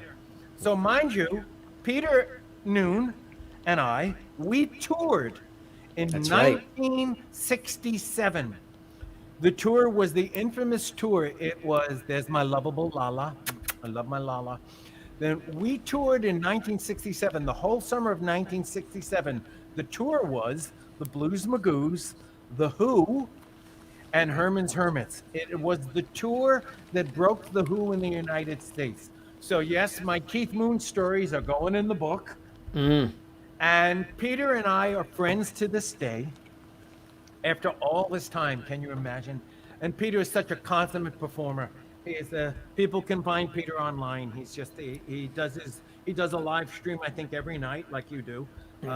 Peter, Herman's Hermits. He's just one of the most wonderful, charming, fabulous entertainers in life, and just another class act. So Yeah. And he's ageless too. yes, he is. Oh, he is, and he's done so much. And it's just, it's incredible. A shout out to my lovely Carol Kay. I don't know where she is tonight, but I know her mother's been going through a lot of health issues. And Carol Kay is one of my dearest friends. She has a company in New York called Chaos. I love that. Yeah. And she is a world-class publicist. She's done everybody from Kiss and oh my God, so many people. And it's like endless. And she's the little engine that could. Yes, the Summer of Love, absolutely. We toured the whole summer. We went out, and it was mayhem. Absolutely. So, the fact that I still get to do this, I'm still, I mean, I'm retired. All the way back to that kid there, yeah. But things, look at that. Oh my God, the guy I used to be. There he is. This is after I'm free. That's right. This is after I legally got the law signed off my back so that I could actually be Peppy Magoo. Wiki Bits. Yes. A very obscure record where we were managed by the infamous Tommy Mottola. Oh, yes. Yeah, and Tommy managed us. We did one album on Polydor, another album that was way ahead of its time. I believe that just got reissued as a CD on Rock Candy Records, an outfit out of London. And so, between the Kiss people and Cher and all these Diana Ross. I mean, there's a good one. Yeah, huh? That's Balance in Japan. Yeah, wow. Look at that. Oh my God.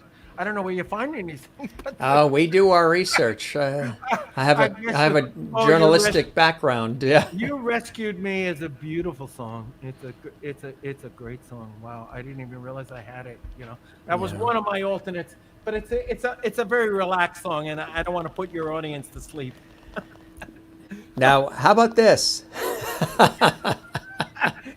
That's a Barbie Bye reunion gig, and what we did was we decided, and we did my Balance cover of Breaking Away. So we played Breaking Away. We all pulled out drums. We all played it, and we said, "Hey, let's get cardboard cutouts of the way we looked like 40 years ago, and stick it onto a head." The audience went absolutely bonkers. So it's basically almost this from Yes. that to Yes. that shot. Yes, that's it. So That's we cut ourselves. We blew them up. We made cardboard cutouts. I love this too. Now, Taking the world by storm in the city. Look at that. okay, now who's responsible for that? Your good new viewer friend, the General, Tony Vincent. She's weighed in now, who I call the General. Yeah. That's General Lissimo's work. I love it. She is quite the artist. She did that for me just on her own. I didn't ask. I love the eye all the way up on the top. You can see, right? Yes. That's And so that's called a labor of love.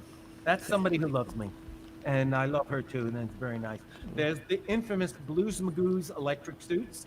We wore these on the tour in 1967. We had the electric suits made. We were way ahead of our time. You were way ahead of your time, is right. That one. And the most amazing thing about this, you'll see the veins all glowed in Dayglow, but you'll see those little round windows, and there's stuff that piped down the arms and down the legs. They were plasticine windows, and we had little battery packs, and we could turn the lights on, and they would blink in green on a vari-speed battery pack. So we could change the speed. And one night when we were gigging, I found out that the battery pack on my belt, the magnet in my guitar pickups in my guitar would pick up the signal out of the battery pack. So after that, we realized that we bribed all the fire marshals to shut off the black light so you just see the dots. And then we mic'd the amps and threw them way up, and we turned everything up so that when the lights went out, the audience would hear in sync, and we could change the vari-speed on it. It was really, really way ahead of these times, way ahead of his time. A woman by the name of Diana Dew made those suits in 19. They're asking you if you still have them.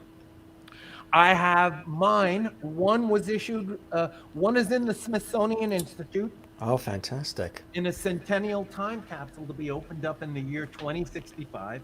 I will not be here. I was going to have you on the show then and do it live, you know? Kind of like in the words of Bill O'Reilly, we'll do it live. We'll do it live. So I do still have mine. It's the only one probably in existence. It's beat to all hell, but I do have it, and maybe one day I'll throw it in a display case or something like that, and maybe donate it or. see This if is a Cardboard cool, or something, the, you know. the best of here. That's a cool one. That's the psychedelic Kaleidoscope Compendium. Compendium. That was put out by what's the name of that company? Forgive me, I forget their name now too. And they've been so nice to us. And they went out of print in no time. You know, there we had a comic book that accompanied this record. Obviously, we had it wasn't electric, but it was a comic book of us inside. You know, Isn't that amazing? back there for the fans. That's Well, that's what probably- people used to love, stuff like that, and they liked liner notes, and they loved to Yeah. read the albums and everything, and that's slowly coming back. Vinyl appreciation of everything is yes. slowly coming back, but people would love the album covers and the backs and the little inserts as much as, of course, the music as well. It would be all part of the Absolutely. the Any package. Any kind of backstory like that is great for an audience. all part of the presentation. And then you mentioned balance too, and I pulled this up earlier. Tell us about this here. Yeah. Balance is revered in certain parts of Europe. They were really an unbelievably excellent band. Probably me in my vocal prime, and people in Sweden love us. It's I lived in Woodstock in 1969. Oh. No, the Blues Magoos were doing shows in California when Woodstock went. We missed out on that part, but there is, which a lot of people don't know this, but the trivia behind Woodstock is, good night, Magnus. In for the Good count. night, Magnus. But I guess Willie in Holland has him beat because it's like that. She's still up, and it's that time. Willie's a lifer. She's staying with us. And look what Pamela Perkle says. Sleep well, Magnus. See, I told you, Pamela is a very giving, loving person. She's always looking out for everybody. She looks like she got room for a few people in there. That's her version of the bunk cake for Magnus in Sweden. Sleep well, Magnus. And look, Willie beat him. She's still awake in Holland. God bless you, Willie. Yeah. My wife, I called my wife, bless her heart, she passed away 14 years ago. I know. And I called her Willie. Her nickname was Willie Blue. And she sang, and that was her stage name. Then you have this here. She was of Dutch descent. Boy, where do you keep coming up with this stuff? Yes, huh? We're good here. This isn't a podcast. This is an actual professional show. We're on the internet, but it's like a television show. Yeah.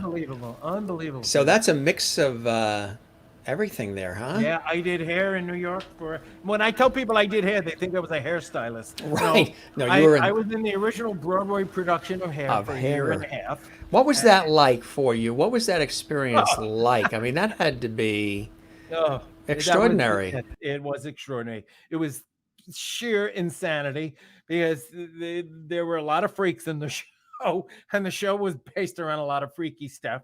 And so, yes, we had winos, junkies, gays, pill freaks, apricot brandy freaks, you name it. But these people were talented, and we did that show 8 shows a week, 2 hours a night. Come Monday on the day off, I slept. Because all I would do was run around for 2 hours and sing and sweat and dance, and it was the most amazing show. It was really the biggest show on Broadway at the time. So comic book vinyl covers really going down. Yeah, I think I have a little bit of memory here, right? Oh my God! Yeah, it is. It is freaky. Let me tell you, Christine. It's pretty. It's like I'm dead looking down. But at least we're celebrating you while you're here and not post. Yes. A lot of people, this stuff happens after. Levity and levity within my lifetime. Thank you very much. There you are doing your thing. Yep, there he is. There he is in the zone. Commander Castro, absolutely. Psychedelic Lollipop. Tell us about that one. Yeah. And all this material is still available. People can get this material. Yeah. I still make $1.380 off of this stuff, which is amazing. You know? It is amazing because every 10 years, I say a new audience discovers psychedelia and the 60s and what it was like. And it was such an amazing time to be around. You know, I mean, when I was coming up in the Village, you had Robert Zimmerman walking around with his guitar case, Bob Dylan.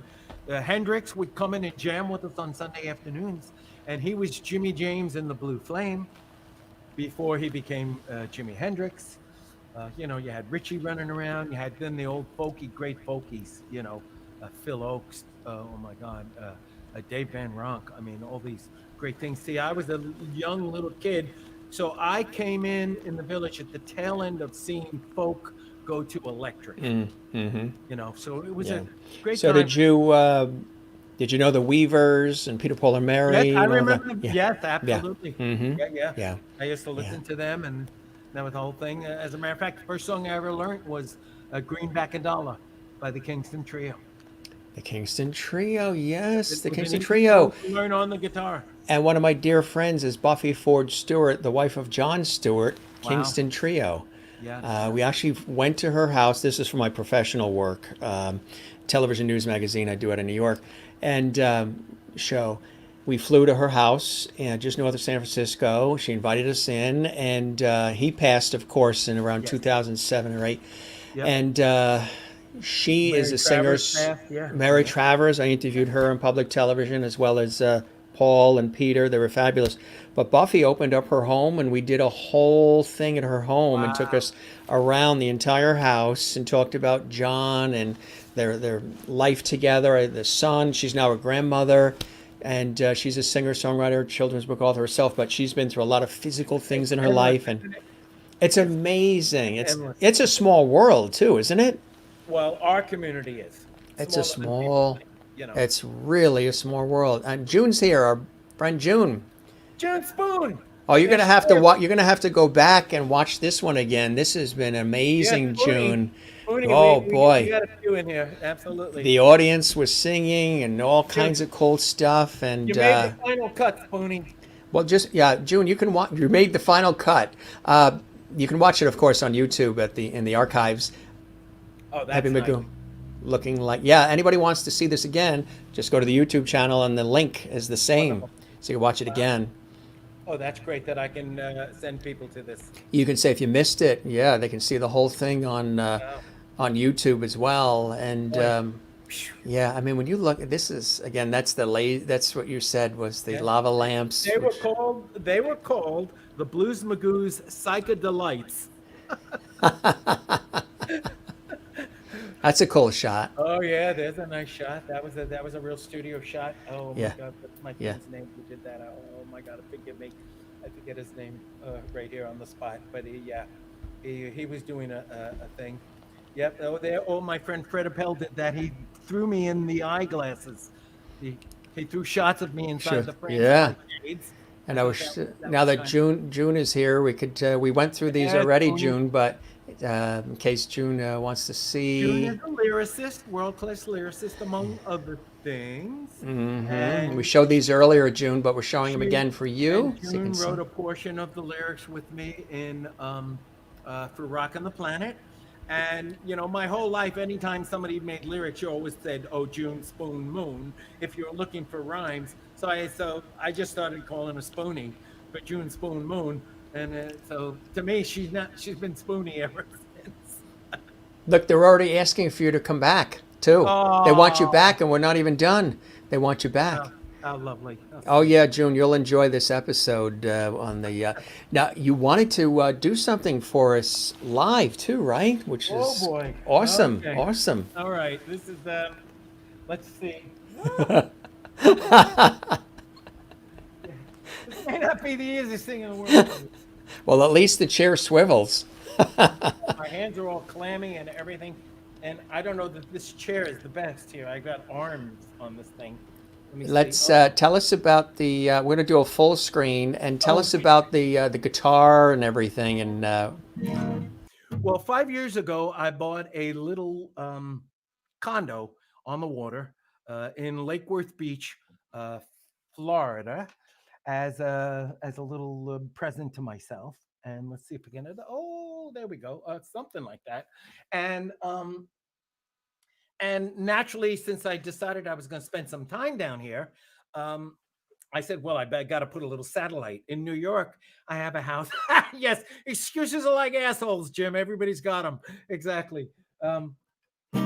But anyway, when I came down here, I decided to put a little satellite studio. I have a very big studio in my home, which is built in 1760 up there in the boonies of Orange County, New York.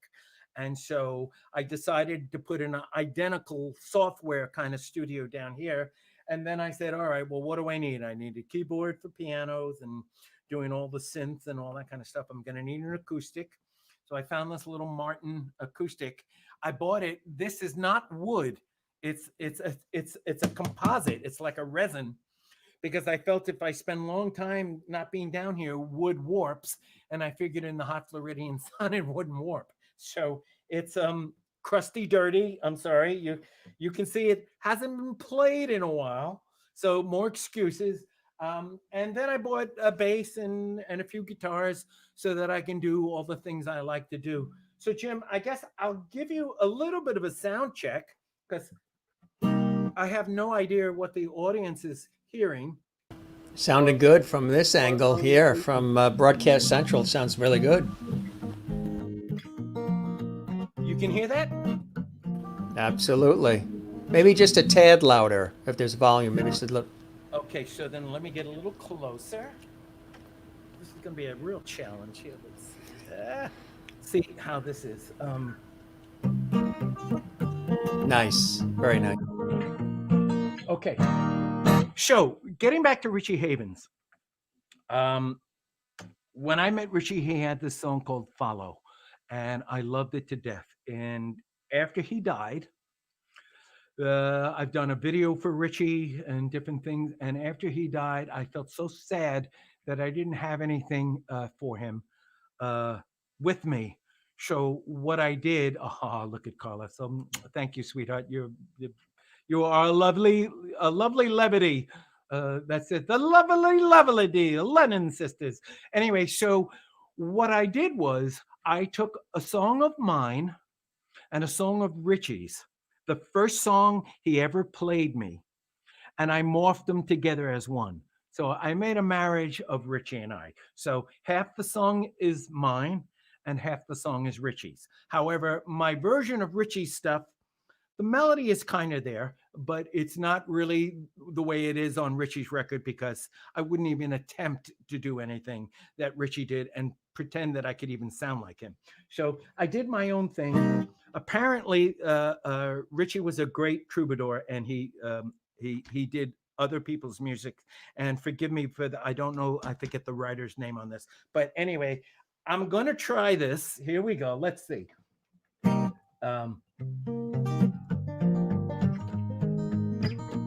It's so weird because I'm going to sing with headphones on and I can't hear it in my headphones. So I'm maybe going to take my headphones off a little bit and let's see if this works. This way I can hear myself.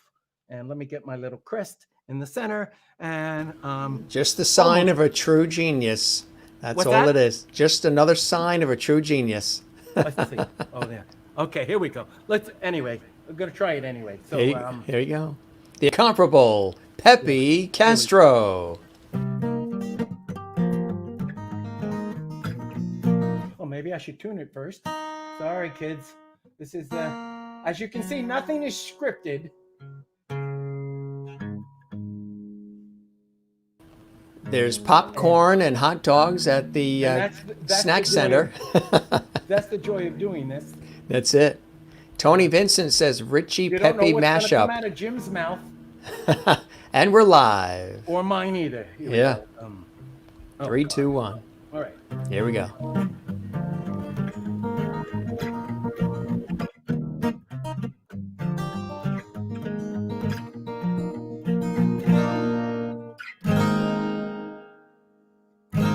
Sorry, kids. Not good enough yet. It says it's good. All right. Sorry. Here we go. That's it.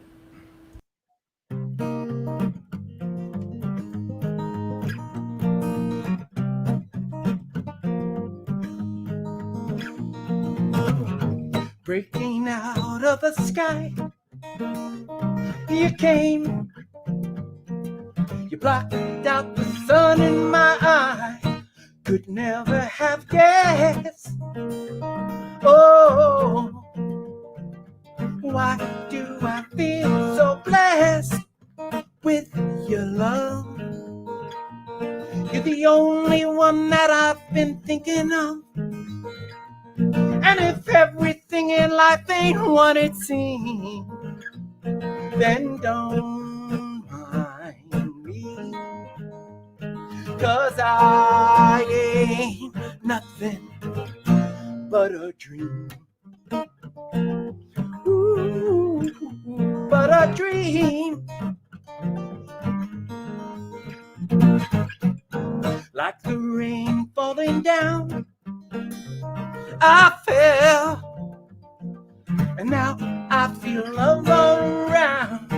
My life opened up, oh, and all with the strength of your touch.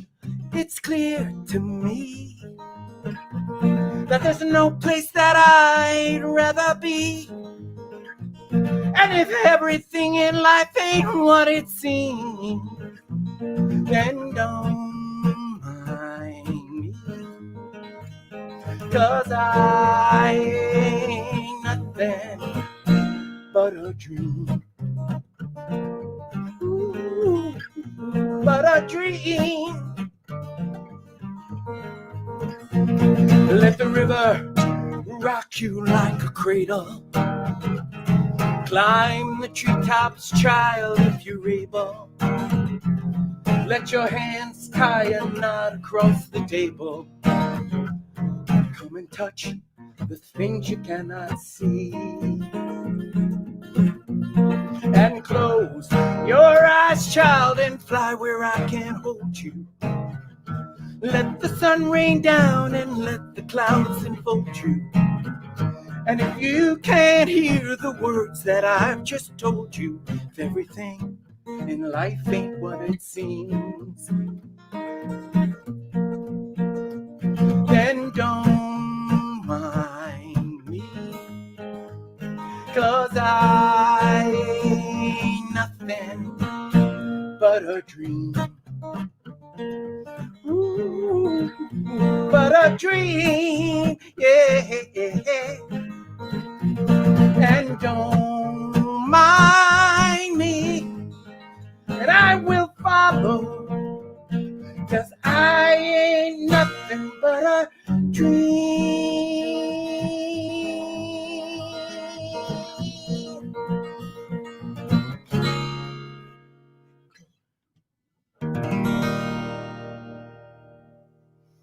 That's the rough version. That's the beautiful. That is really nice, and to do it on the fly like that for the audience and Oh for my all God. of us. Yeah. Wasn't easy, but you know. How are those fingers and those hands doing? Very, very kind, very kind. Yeah, yeah. The fingers are, you know, no calluses anymore. Right. But, see, I'm just starting to settle in now. No, yeah, no. If you want to do something else, go ahead. That's a beautiful sounding instrument. Let's see. I'm gonna try it. We're all with you, I Peppy. can't hear you, but I'm Yeah. just gonna try it. 'Cause Yeah. I can hear me now, at least this way. Anyway, this is a beautiful song I love.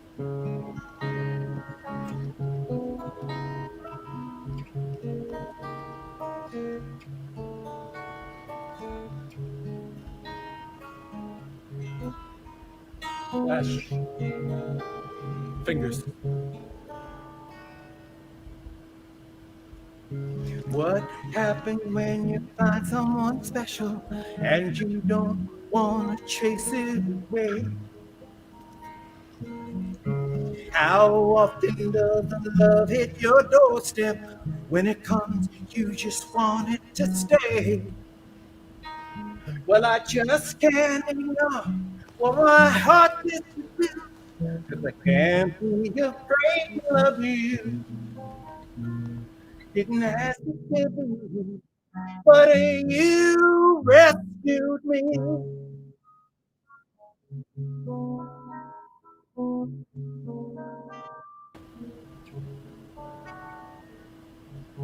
Can't help what I know I've been feeling, and you know I don't run with the crowd. I'll go on with what I'm believing. Should this love in my heart be allowed? If I'm going too far, then I'll follow the way, no matter what people may say.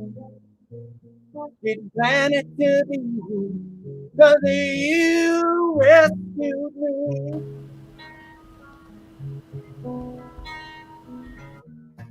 You took me by surprise. You made me feel alive. Now I know I don't have to live all alone.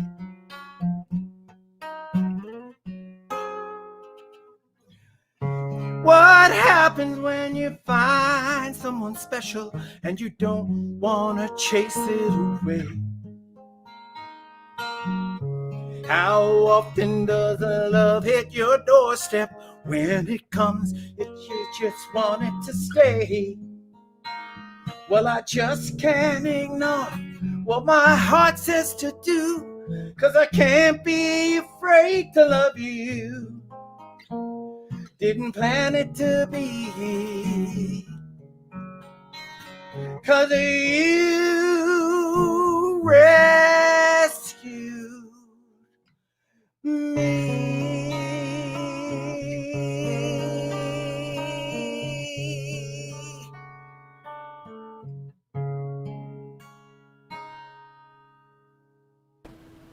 Really nice. That's the rough version.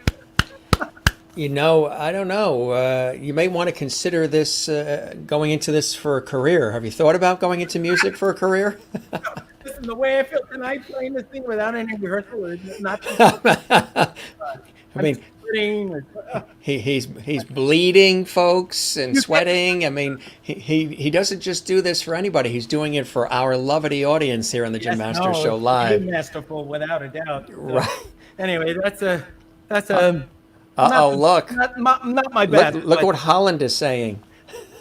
Ah, They love you. that's good. Well, thank you. You're very kind. Not my normal, but like Jim Beck said, no excuses. So I think Really you feel the idea. Absolutely. Everybody so that's loving good. it. No, Yeah, that's great. it's really, you know, Woo! that's a beautiful sounding guitar, that particular one. You know, it's funny because with my headphones I couldn't hear it. Yeah. And I've really been swimming so much my ears are clogged up with water. I can't hear pitch, you know. It's terrible, you know. But these are the things we do. It's COVID. The audience is forgiving. It's, you know, I love acoustic guitar, you know. So it's just what it is, you know. You know, I have no idea what it sounds like over the air. But you do. I don't. I guess I'll hear on a rebroadcast if I go to YouTube. You're one of us now. You're a lovity on the Jim Masters Show Live. He was a lovity. I was one before. Even before. It's just Jim's giving me a spotlight, which I appreciate. My pleasure.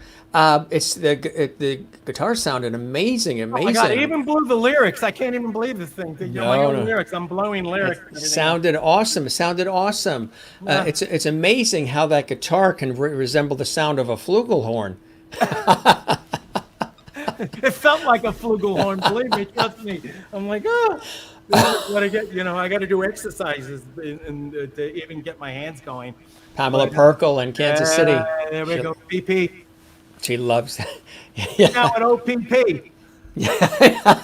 Pamela Perkle. That's right. Yeah. We'll say our PP. Get down with our PP. That's right. Levity Central. Yeah. A lot of great comments here and claps and Carla in Brazil. Yeah, I am a songwriter, so you know. Yeah. Oh, how sweet. Oh, your people are great, Jim. What's some other material that you've written for others that we would be familiar with, maybe, and like, oh my God, Peppy did that too? You know, it's so eclectic. You know, it's funny. I was going to start tonight by saying, "Is it safe?" I was going to put my little mask on and say, you know, can I not wear a mask tonight? But I wrote a song with Gene Simmons called "Naked City," which was on a Kiss album called "Unmasked," and so there are a tremendous amount of Kiss fans out there. Yeah. Because I have the credit of being probably the main first inspiration to Ace Frehley and teaching him how to play bar chords and stuff like that. So in the Kisstory, who's saying goodnight, all right, Baxter, Jimmy Big Flame, sleep well. Hope you come back, Jim, and you're welcome back on our show. Yeah. We're here every night. You got to hang with the Jims. So, you know, I'm part of the Kisstory scene, you know, and you know, I sang on well, actually, Paul Stanley sang on some Balance stuff too, because he loved Balance. And when Balance was out in the early '80s, you know, these guys are so tied to each other. They have to do everything on the slide or unannounced because they're signed to each other. So Paul was an anonymous singer. Now we can say it all and things like that. But on one side, I had two big sides of Diana Ross. I had the B side of "Missing You," Yeah. which was a huge record. And I wrote a song called "We Are the Children of the World" with my ex-sweetheart Marianne Christine Kelly Barisi, and she wrote the lyrics with me. And I had this song called "We Are the Children of the World," and Diana fell in love with it. And so PM Magazine did a whole half-hour special on it. Remember PM Magazine? I always wanted to host that show, co-host that. They did a whole half-hour special with Diana and kids and stuff like that. And I tried to tell Diana should do a big video of this, like going to an Olympic stadium with the kids and come out and they're old people and, and all this kind of stuff. She never did it, but, the song went on a big record. And then I had, she had a song called "Fight for It," which was also a big record. No, I'm sorry. I wrote "Fight for It" with it. And what was that? It was on the B-side of a big cut that Darryl Hall wrote for her. And stuff. So I had two nice, really B-sides. Back in those days, the B-sides made as much money as the A-side. Yes. So, right. To have the B-sides on two big hit records was really nice. I wrote a show in the 70s called Zen Boogie, which played in Beverly Hills to rave reviews. My managers at the time, Lieber Krebs, produced it out in Beverly Hills. Well, you're an Emmy-nominated playwright as well. I am. Yes, yeah. I got nominated, for Emmys for sports music and things. So there's a lot of obscure little things out there.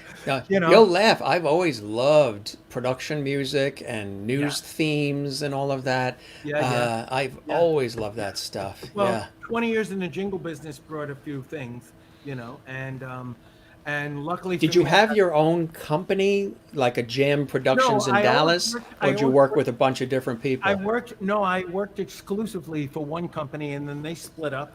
And then I went off with the partner. So, and I was like a silent partner. I invested in the studio and things like that. But I didn't want to work for a lot of people. Right. I wanted to be, because I always felt the sense of being the recording artist and the singer-songwriter. And I just didn't want to be going all over town working for everybody. Right. I wanted to sit down in a home where I knew I could make my records and still go out and do things. And so I stayed with one camp, and thankfully, by the grace of God, my partner back then, a guy named Tony Smythe, kept telling me, Peppy, don't leave, stay. Another few years, you'll have 20 years and you'll be vested. So I got vested in the Screen Actors Guild with that, and that secured me, a nice, if I live within my means, pension between AFTRA and 802 and Screen Actors Guild and stuff like that, If I just live like a little nice person, I can sit back and pick and choose and do the things that I love that come to me. And I've been very, very fortunate. So I took an early retirement. Oh my God, let's see, quite a while ago. when I hit pre-COVID. yes, way before COVID. And so that was a blessing for me, Right. But I did put 20 years into the jingle business, where I did everything from sports music to. Do you ever get the hankering to get into that more, even though jingles aren't as big as they were? Do you ever see something on TV or hear it on the radio and say, "Gee, I could have wrote something for that"? No, because it was so stressful. Yeah. Because it was so competitive. I mean, really, the guys who showed up on the dates were Paul Schaefer and Will Lee and the golden guys, the who's who of musicians. So you had to win everything. Yes. You didn't really get awarded stuff. So you had to go against all the music houses in LA. You had to go against, I had to get up in the morning and go to Madison Avenue and sit and play them live. And here's what, and sell soap and all this kind of stuff. But, so it's more of a grind. It was a grind, but it was also very rewarding because it kept you sharp. You were doing Gregorian chants one day and, Celtic music the next or whatever. And it was, I did so many different arrangements on Chocolate is Scrumptious. I did a Gregorian chant, when it crunches, that's why I love Nestle Crunch. You know, we had the and the Russian sub comes up and bites a candy bar. I mean, so it was like endless stuff. But I put my 20 years in it. I got vested in the Screen Actors Guild, so they couldn't deny me a pension. And between that and 802 and you know, different unions and things like this, I got vested, and so I was, you know, knock on wood, knew I had something to fall back on for all the work and stuff like that. No, and now I just love one of Lala was saying something. I miss Lala there. Lala is my lovely Leanne, and she's just a brilliant, wonderful. Is there anything that you haven't done that you still have a hankering to do? I You know, mean, that's a great question. I'm trying to think. Well, I don't think that I have a hankering to do it. I mean, there's tons of things that I haven't done, but between Broadway and, you know, TV shows like The Smothers Brothers and American Bandstand and Jack Benny and things, and all the music I did and writing songs for people, and, you know, is there anything you ever passed up on that you were too busy to do or weren't interested in, but you wish you that's did? a great question. That's a great question. What did I? There was one thing. Oh yeah, there was one when I was doing when I was on Broadway, doing a principal role, a starring role in Hair on Broadway. Right, I'm like riding high. You know, Yeah. entire families are coming up to me every day, walking down Broadway. Oh, we saw you last night. You were so great. You know, all that kind of stuff. So I had casting agents. They kept sending me casting notices to go up for other stuff. And so I said to myself, okay, well, if I'm going to stay in the acting business and stay in this world, somebody's saying something, I'm going to, the only reason I'll stay in the business is if I can get a really star lead role. And so I got a message in my mailbox to go up for the Broadway musical Pippin, which nobody had ever heard of before. And it was a new musical. And I was at the time currently doing a starring role in Hair on Broadway. And so I said, well, okay, this is worth staying in this business if I can get myself to be the original at creating a role. And so I went up for the Pippin audition, and I got a call back. And I was like, okay, this is great. And then I got a call back. And then I got another call back. And then I got another call back. And then I got another call back. And then another call back. In total, I got 8 callbacks. And it came down to me and John Rubinstein. Now, John Rubinstein was a Rubinstein. Oh, yeah. Prolific, Yes. right, songwriter. And so he much was more, yeah. he was the son of Leonard Rubinstein and things like this. And so after months of doing auditions, it was I literally was racked. Every day I had to get up, get my clothes from the cleaners, go there, go down and do another audition, another 8. I had 8 callbacks. They had to call me. It came down to me and John Rubinstein.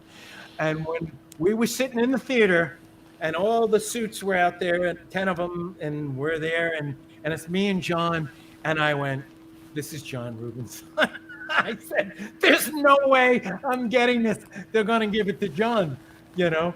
And so they came up stage, and we had us again. They said, you guys beat out like 1,000 guys in LA, 1,000 guys in New York. You beat out everybody. They said, but we only have one role, and we have to go with one person. And they said, and Peppy, you guys beat everybody out, but we're going to give it to John Rubinstein for Pippin, who was the lead in Pippin, but we want you to be the understudy. And I went, and I tanked, you know, after 8 weeks going to the cleaners, getting my clothes, audition after audition after everything. And here it comes down to me and John Rubinstein, and they wanted me to be the understudy. And I was so crushed that I got that close, and a close but no cigar to it. I said, let me ask you something. And I said, John does the role. You open up New York. The show's a big hit. John's doing the show. You go to open up in LA. I said, you'll open up in L.A. I said, John will go to L.A., right? And do the show and open up the show in L.A. They went, yeah. And I went, and? They went, well, and I said, you bring in a big name to assume the role that John's doing? And they went, well, yeah, kinda. And I went, see ya. And I booked. I was crushed. Yeah. And I booked, and I got that far, and I went, oh, that's the only shoulda, woulda, coulda moment, because I know had I stayed in there, I probably would have still gotten to get on stage, and I probably would have led to other things. But you know what? When you write your own songs, and you play your own music, and you do your own things, nobody tells you how to write it, nobody tells you how to record it, nobody directs you or things within reason. And I went, you know what? I'll stay with this. And what happened next? That Ahmet Ertegun, the biggest man in the record business, sure Barnaby by on our first show and signed us to Atlantic Records. And so I went and then became Barnaby by. And we did 2 albums there. And that's how it went. But that's my only shoulda, woulda, coulda. I wonder, had I stayed in it, what would have happened? But now I also like writing for theater. You know, I've got a show in the can called X Star, which is really amazing. Which I started with Stan Lee from Marvel Comics. Oh yeah. You know, and then my manager at the time couldn't cut a deal with Marvel, and Stan said, "Peppy, you're a great guy, but your guy and I can't make." I was flying out to Stan's house every week. We were working on a treatment and stuff like that. So I went and rewrote it myself. I have it in the can. And I'm looking for like Japanese animators or something like that. It's about a superhero. It's a great little thing. So, you know, I still have my little love gigs that I want to do. And that's my only regret, is to maybe see what that would have happened had I stayed into theater that way. But then I just started writing for theater. And you know, I have Rockin' the Planet now with Steve Lieber. Of course, we're sitting dormant because theater doesn't exist at the moment. But, you know, I go where it leads me, you know, and this is great. You called up and I just said, you know what, Jim's such a class act. You see life the way I see. You know, life's too short to deal with Nonsense. crap. And there's a lot of it out there. There's a lot of it There's out a there, lot and of exactly, and I think we know how to reinvent the wheel, and just put good content out there. And if you do that, I'm happy with that more than anything. So, you know, I don't have to answer to anybody. You know, I carve my own path. You know, I've got my little hut down here in Florida where I create, and I've got my house in New York. I'm letting go of the apartment in Manhattan. Oh yeah. Unfortunately, it's just breaks my heart what's going on up there. A lot of people but are. Yeah. life goes on. I'm not going to live forever. And like you said, I'm happy to enjoy all this stuff within my lifetime, you know. But Here's a cool shot with Steve too, I think. This one here, right? Oh, there you go. Okay, so now, here you go.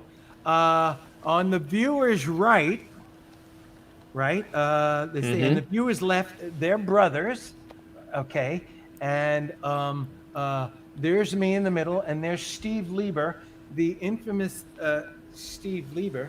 And this gentleman just retired as the CEO of the Subway Corporation. And that's his brother. And I tried to get them involved with Rockin' the Planet. And they're the most wonderful people. And there's Junie, you said it. Because June's my partner on Rockin' the Planet. And there's Steve Lieber. Steve managed me for years and years and years. Steve has a project now that he's brought me in on that I am not at liberty to speak about. Right. But once it gets going, you can come back and we can celebrate it. It's going to be something else. It is really going to be something else. So that's fantastic. So yeah, you know, everything's still going and the wheels are turning. And how have you been dealing with sort of everything that's been going on? I mean, obviously there's been a lot of loss and sadness, and it's a really strange time that we've been dealing with. And I've been saying I hope that we come through this and rise through the ashes of all of this together, more kinder, more empathetic. We listen to each other more. We're more collaborative.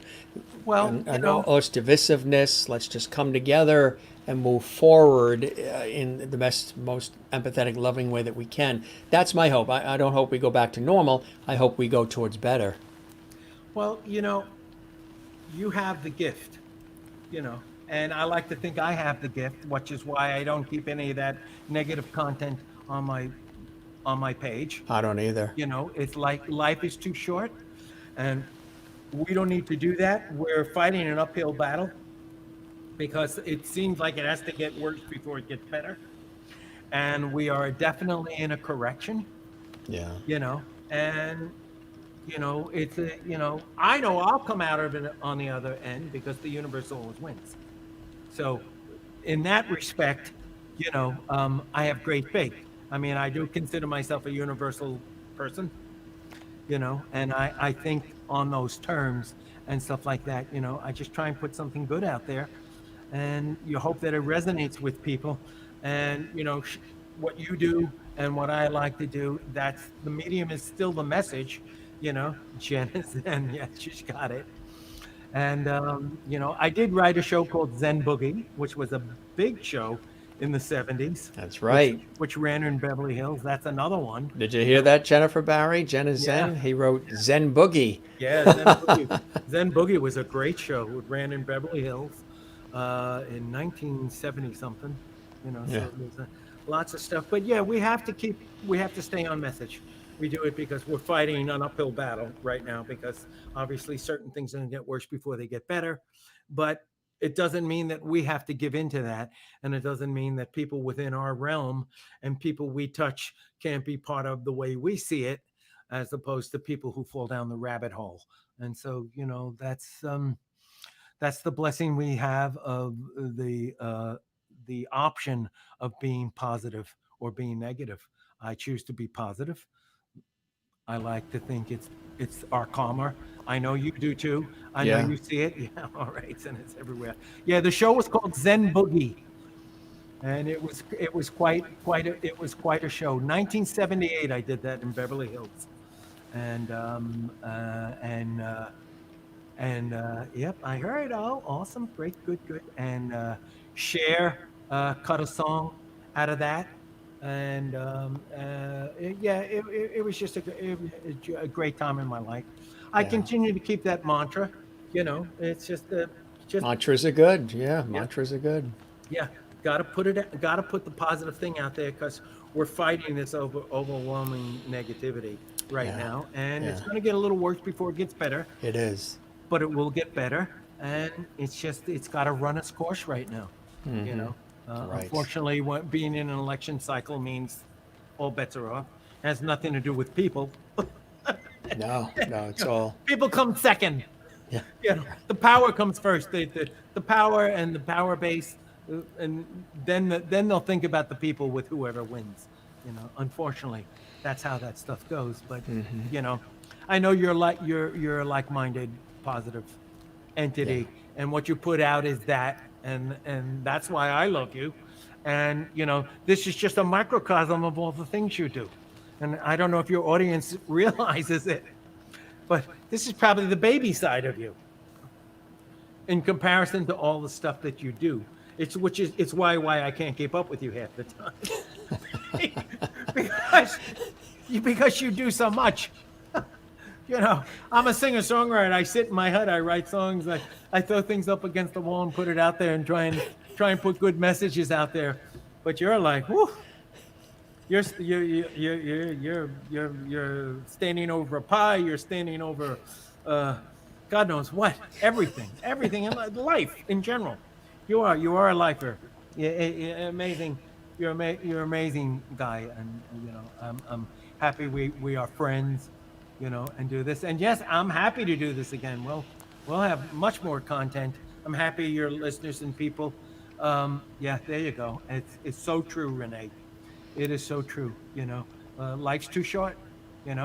And I make sure that I put a positive message out every day of my life. Would you say you've always been a positive person? Yes. My mother raised me on Norman Vincent Peale. The power of positive thinking. Yeah. And even though I had it tough as a kid, You know, I grew up with 5 kids in a room in the Bronx, you know. How sweet. Oh my God, Christine. Thank you so much, sweetheart. You know, and yeah, you know, it's just I am the power of positive thinking.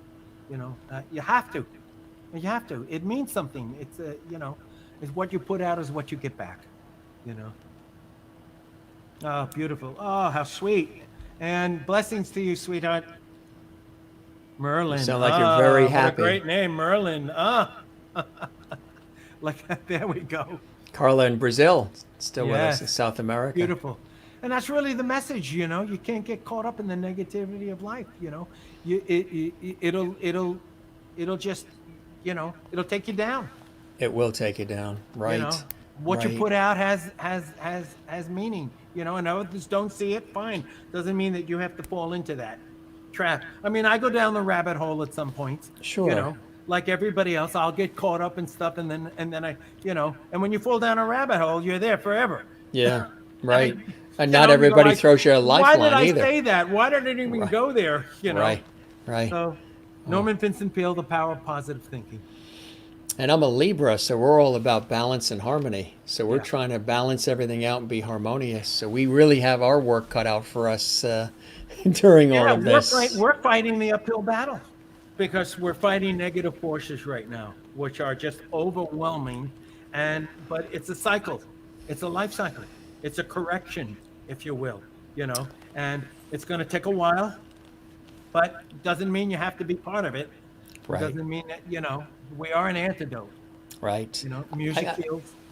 Yeah, I was saying that I think I said it on this show too, that I think that a combination of spiritual energy or divine, whatever it might be, along with Mother Nature and planet Earth came together pre all of this and said, you know what, we gave you life, we gave you this beautiful planet, we gave you all of these riches, and you people, you humans are blowing it. So we're going to throw a few major things at you right now in this new year of 2020. And, you know, we've done the earthquakes, we've done a hurricane, we've done all these things, and you're not responding, you're building back, but you're not changing as people. Right. We're going to throw several major global things, and we're going to do it all at the same time. It's going to be civil unrest, it's going to be economic, it's going to be health, it's going to be everything. Let's see how you deal with it, and if you're going to come together and try to rise out of the ashes, and again, in a more positive, empathetic way. There are a lot of people that are looking that way. There's people making masks. There's people bringing people food. There's a lot of people.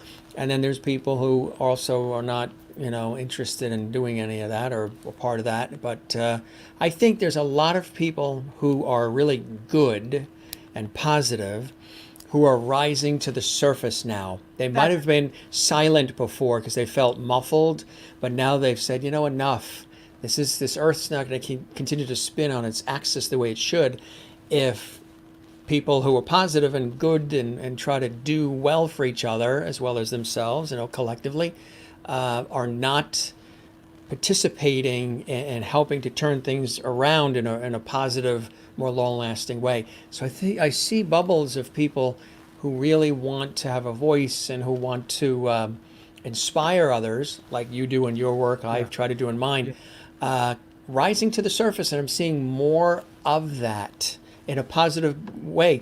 Not us versus them versus us, because I'm not an extreme person in either way. I'm the guy that comes in the room and takes the extremes that are yelling and fighting and says, okay, I brought cheesecake and a couple of cups of coffee. Let's sit down and talk it out. We don't get everything we all want, but we'll at least come to fair and equitable agreements, and that will be better for all of us than everybody fighting and nobody listening.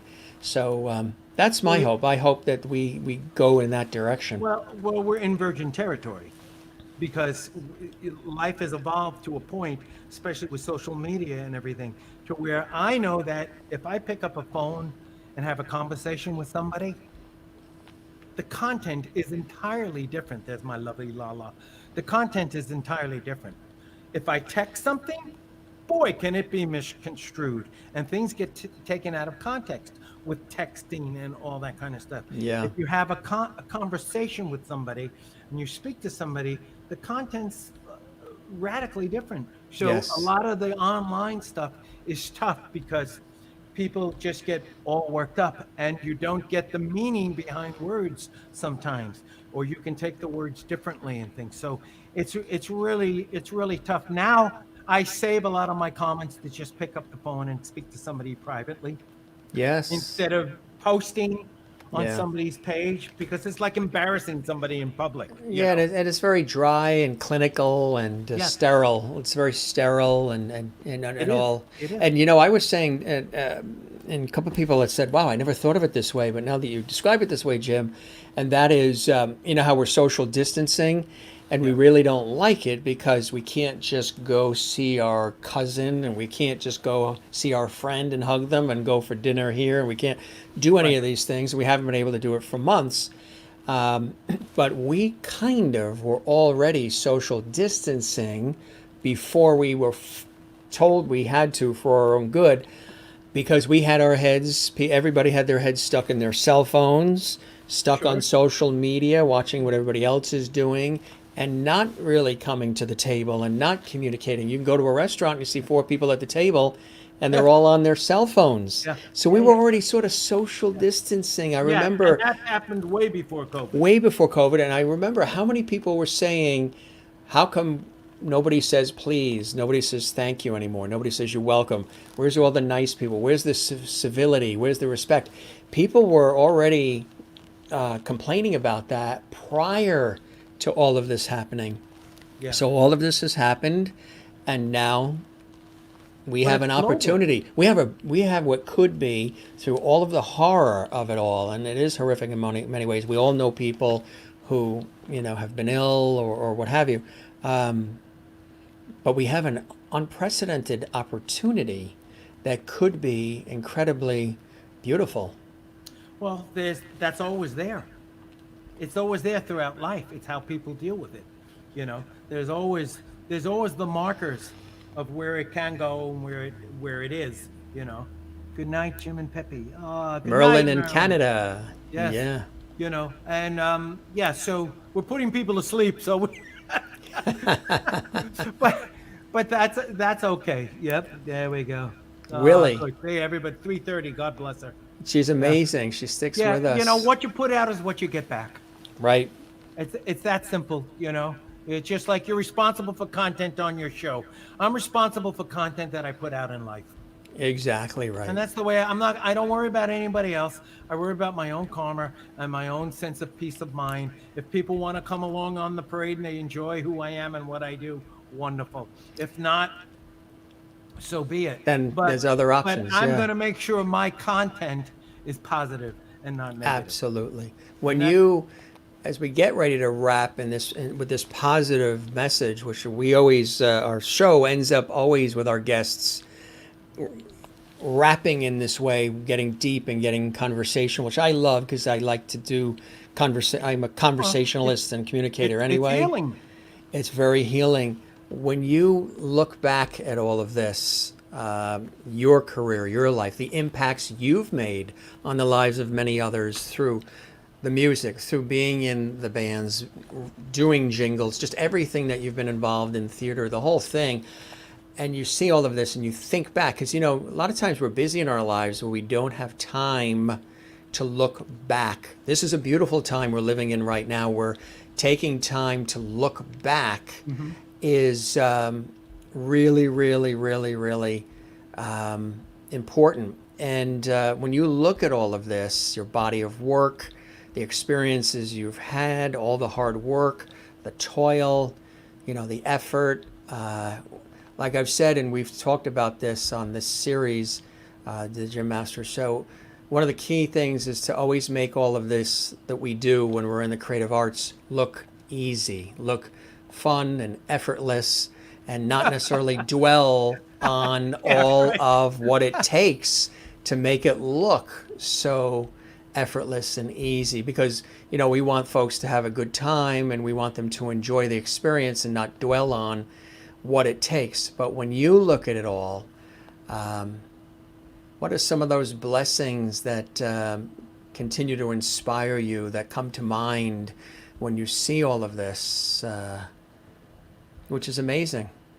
Well, for me, it's I didn't give myself a choice.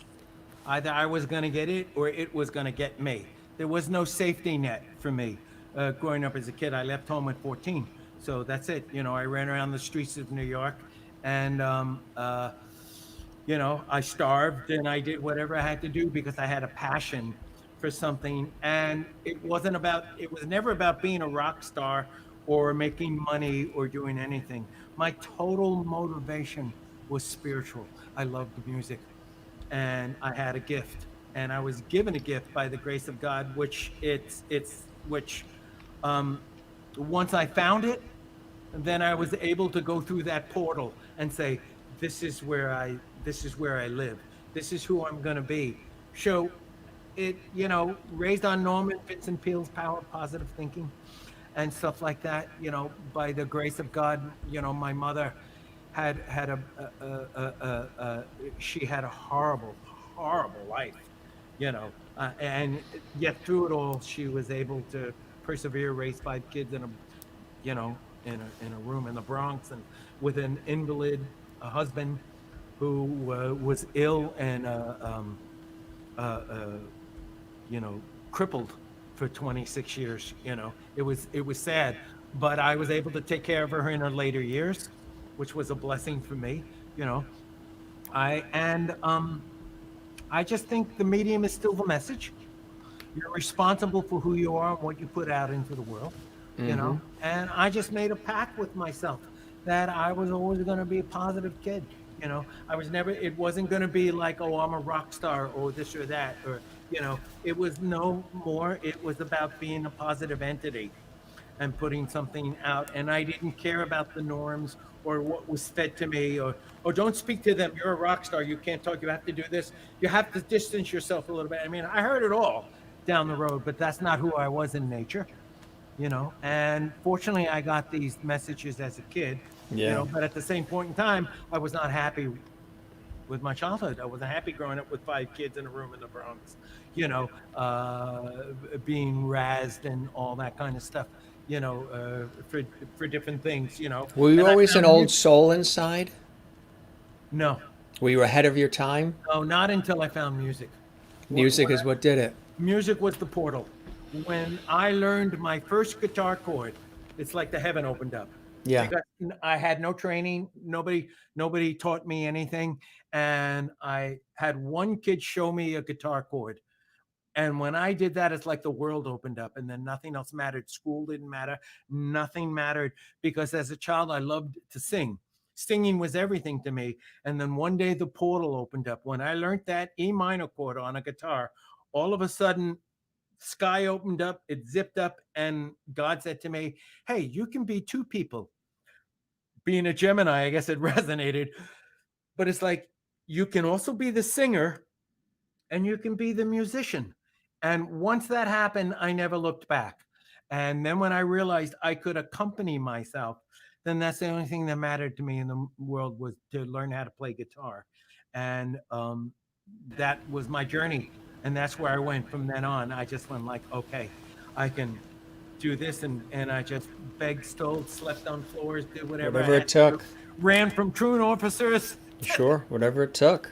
Yeah. Did the whole thing to do that. And by the grace of God, you know, things started evolving. And being in bands was really helpful for me, because then I had other musicians to work off of. And then I'd say, hey, if this is what it's like this on guitar for me, what's it for you on piano? And then I'd learn that. Learn what they're doing. So, and it's almost like brothers. Yeah. So really, and even in the jingle business, it worked to my favor, because every time I did a commercial and I played all the instruments, I got paid as all the musicians. So if something went to air and it aired and like I played the whole track, well, great. I went to local 802 and I said, oh, great. I was the drummer on the date. I was the bass player on the date. I played guitar on the date. I played the piano. You know, so it ended up being a blessing in disguise for me, you know, and I made sure that I stayed up with the technology. Ever consider writing soundtracks for movies? You know, I did. It's such a specialized business, and now it has gotten so intensely technical. Very digital now, and Yes, and it's gotten really technical. The libraries and the things that they can call on, and the sounds that they can make with synthesizers and creating sounds and stuff like that. And it's rather tedious, yeah, So I still love the being a little kid who can sit back and just sit on the piano and write a song and come up with something. Like even Breaking Away with Balance. It was a top 20 hit. I wrote it in 20 minutes.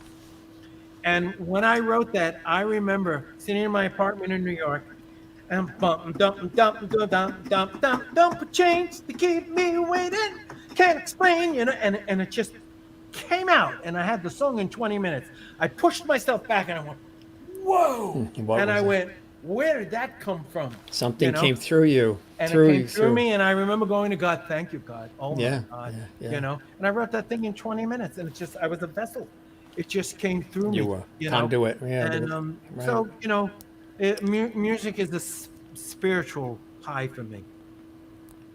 It was never about being a rock star or getting chicks and things, even though I saw a lot of guys who it was, but I just felt like you're missing the point. Yeah, right. It's the work, it's the content, it's the impact that it makes. Yeah. So to me, it's been a great journey. Thankfully, I still got and continues to be time left. Yeah, I still have some time left. Like this project I'm working on now. Wow, it's gonna be a mind blower. I wish I could speak it out to the heavens and say all about it now. But I'm not at liberty yet. But and stay I'm tuned. one of the many guys in on it. But it's going to be a shot around the world, and I'm going to have a little bit of Peppy in there. So I'm well earned. There's a reason why they called upon you. They know what they were looking for. Someone's looking down on me, that's for sure. Yeah. Exactly. Yeah. Well, my friend, I toast to you. This has been really extraordinary. Great music, great conversation. I've had a good time. I know. Look, what happened to mine too? I think. The camera? Oh, there it is. You know what I think happens? I put this thing down, and I think George dips his cigar in it. But I'm learning that because look, it disappeared. I think that's not really a cigar. I think that's a darn straw. Because somehow this lowered. Well, at some point, I'm going to record my best George and send you a soundbite, so you can have a little sample to play there. Absolutely. Because you have a good one in me. He didn't show up tonight too good. Here's to you both, June Spoonie. There you go, Spoonie. That's right, June. Absolutely. It is the Queen's Wave for Spoonie. I give Spoonie the Queen's Wave. That's it. As our Masters family in England does, the Masters, right? Exactly. Well, you are Mr. Masterful to me. That's what I call you, Mr. Masterful, and you are. You've got it down there, man. I appreciate that, Peppy. Yep, And we've heard from Sweden and Brazil and Canada and England and Sweden. Great. Amazing. And of course, the United States and Canada. It's just really amazing. And cheers and cheers. Linda Ray. Thanks you for sharing your life. Yeah. You're now now a Lovity. Yep, Levity is there. Cheers from Linda Ray. We welcome Linda. There you go. Hope There she'll you go. watch again. Great. Yeah. Thank you, Peppy, for sharing with Well, us tonight. Willie is still up. She's still there. She's a real trooper. She's got that Dutch spirit, that I strong called Dutch my wife spirit. Willie Blue. Peppy is a Lovity for sure. My pleasure. Thanks tonight. All the I best. called You my wife Willie Blue. Oh, that's beautiful.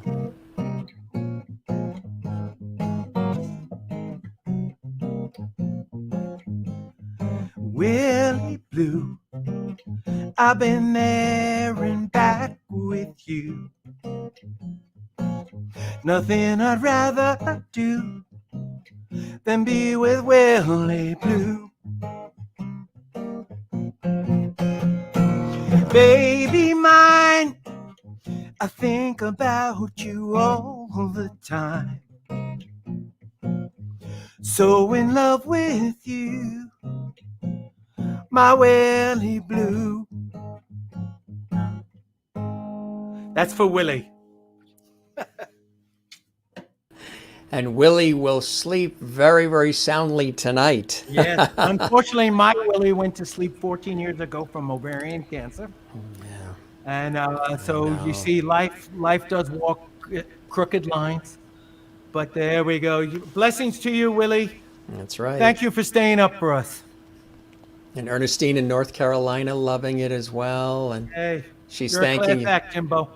Thank you very much, Willie. She got the message in Holland. She loved it. Yep. Linda in absolutely. Florida, St. Augustine, Oh, loving it nice. as well. Beautiful. Yeah, Mary Linda Bishop, Ray. Yep, one of my favorites. Christine Thank in North you, Mary. Carolina. Look at this, Christine. Oh, how wonderful. Yes, we are good therapy. I agree. That's It's not. We get it too from ourselves. Trust me. Oh, that's as much as we, right, exactly. As much as we are therapists for the world, we are for ourselves as much. So it's sort of it's the best kind of relationship there is because it's symbiotic. It's like you said, what you put out comes back. It's the blessing of music too. Yeah, and being a communicator, and people have said with this show, which I think is kind of cool. I didn't even think about it. Thank you, because Francis. it comes so naturally for me to do shows like this, and like you said, all the other work I do professionally. To people, a number of people have said, I'm bringing back the art of conversation, something that was lost, sort of like the Johnny Carson, the Dick Cavett way, you know, where they would sit down and have good. You said it before COVID even hit. I remember I would go out to dinner with friends, and we'd go into a restaurant, and there'd be 7 people standing around, and they'd all be doing this. Yeah, nobody talking. Nobody's talking to each other, and I'd be like, "Oh my God, That's what right. happened? What happened?" Oh, Spoonie sent something there. And nobody especially spoke when the bill came. That's when everybody was silent. Yeah, right. Yeah, walk away. That's right? like, I know, I've got a call coming in. Yes. So, are you in Connecticut now tonight? Tonight, yes. Yeah, that's, right along the southern New England coast. Oh, my lovely friend in Texas, my little Celia. She weighed in. Celia, are you watching this? I guess she is. Oh, She fantastic. is a beautiful soul with beautiful children, who was a mainstay in for Rockin' the Planet, which we did in San Antonio. Cheers to you both. All right, Dalai Lama, there she is. That's one of mine.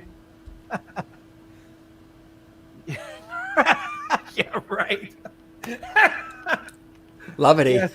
Yeah, absolutely. Well, Mr. Masterful is just that. I appreciate that, Peppy. buddy. This really was fantastic, and I appreciate it all the time. And I knew it was going to be spectacular, and I was so looking forward to having you come on, and our wonderful friend June as well, being a part of all this. And I can't wait until we're all together, able to, ching ching again, break bread, and create and have more fun. We're all creative people and expressing ourselves. Well, that's coming, so. Yes, exactly. Old school, which is desperately needed. Conversation and thinking. Yes, a too. novel idea, Christine, right? Thinking. Talking to each other. That's right. That's right. I remember my elementary school. Anne's got it right. That's the best rule on earth. Put the phones away, sit down, relate. Yeah, people, hello.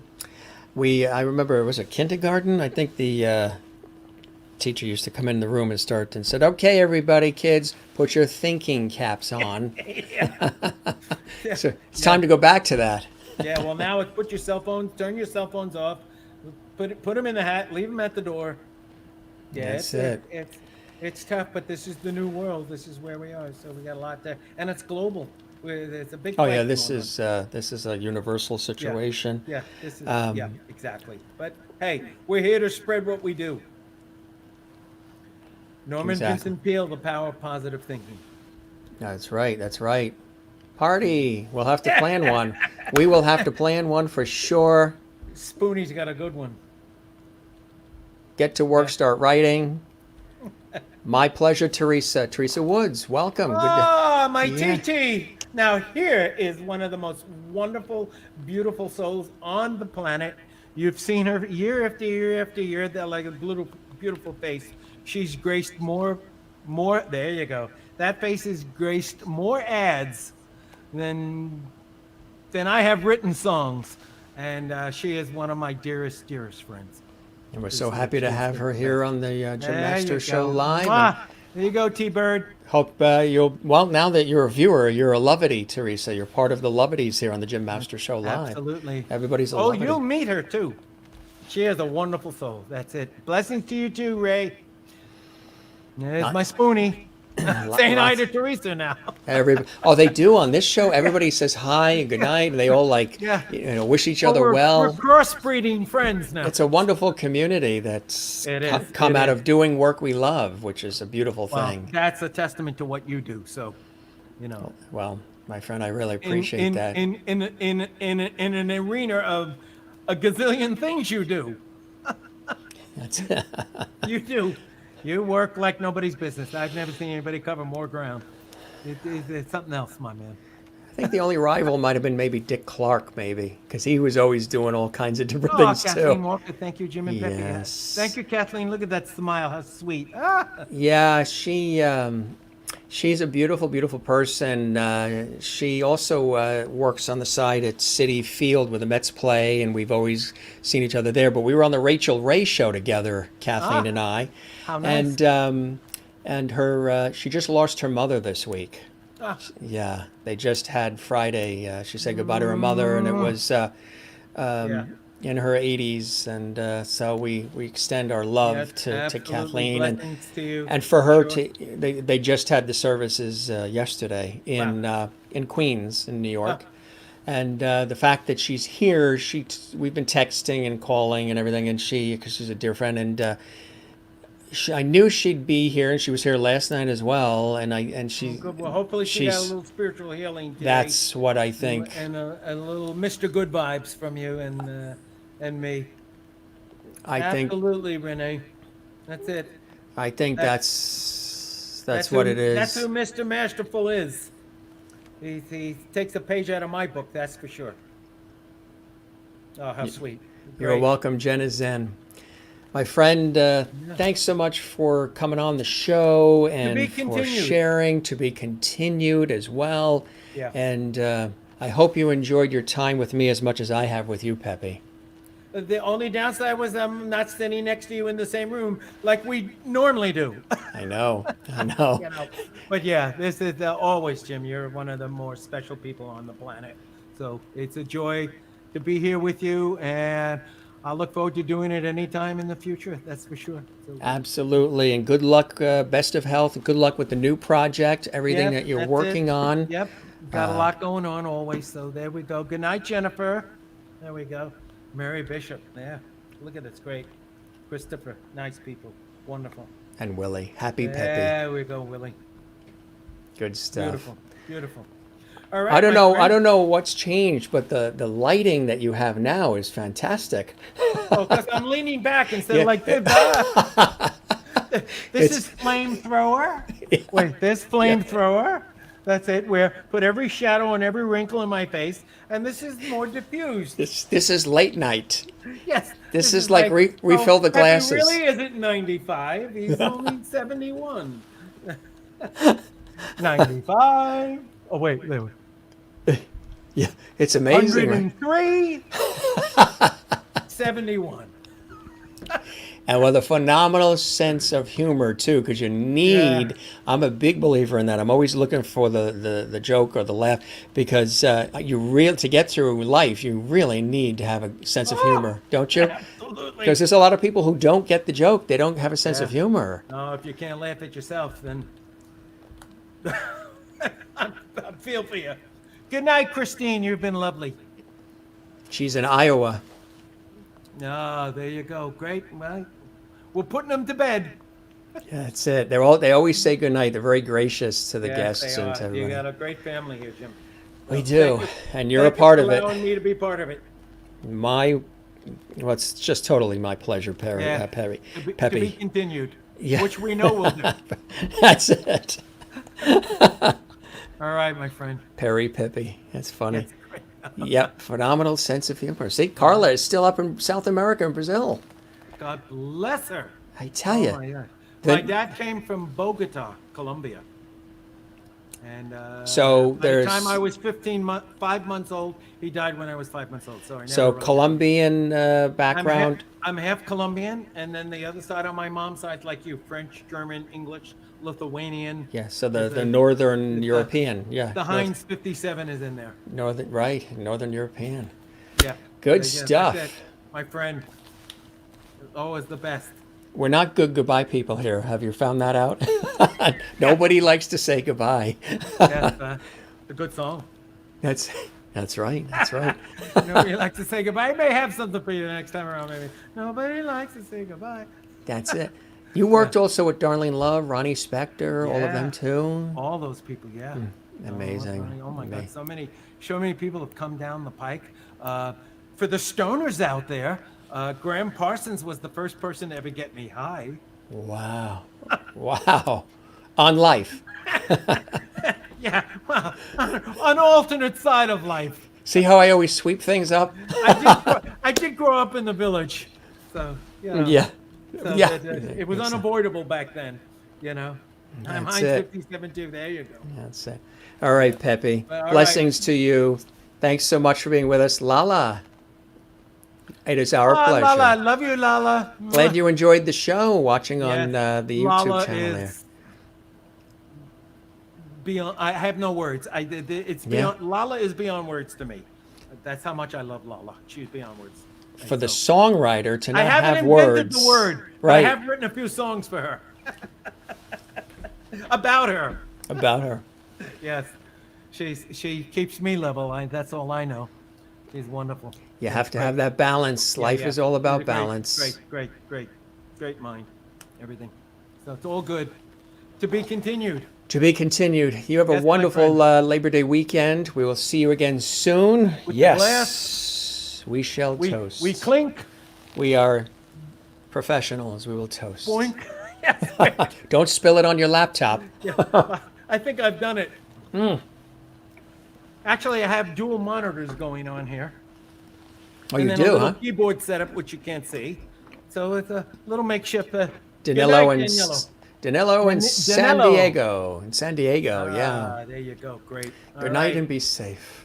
Blessings to you guys. Sleep well. Be safe.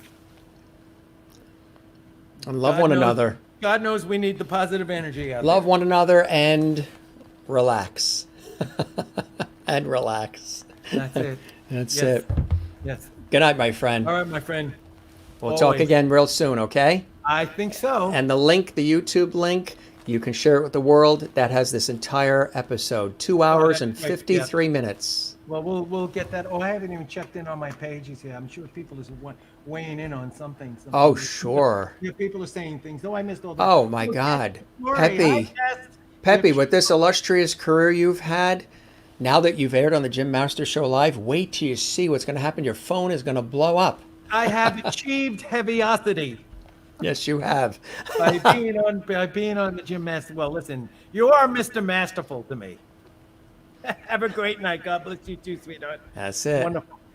All right. And Willie says where she is, it's 4 a.m. That's dedication. Willie 4 a.m. You are Willie 4 a.m. from now on. There's a new song, Willie 4 a.m. Willie 4 a.m. She's got it. That's it.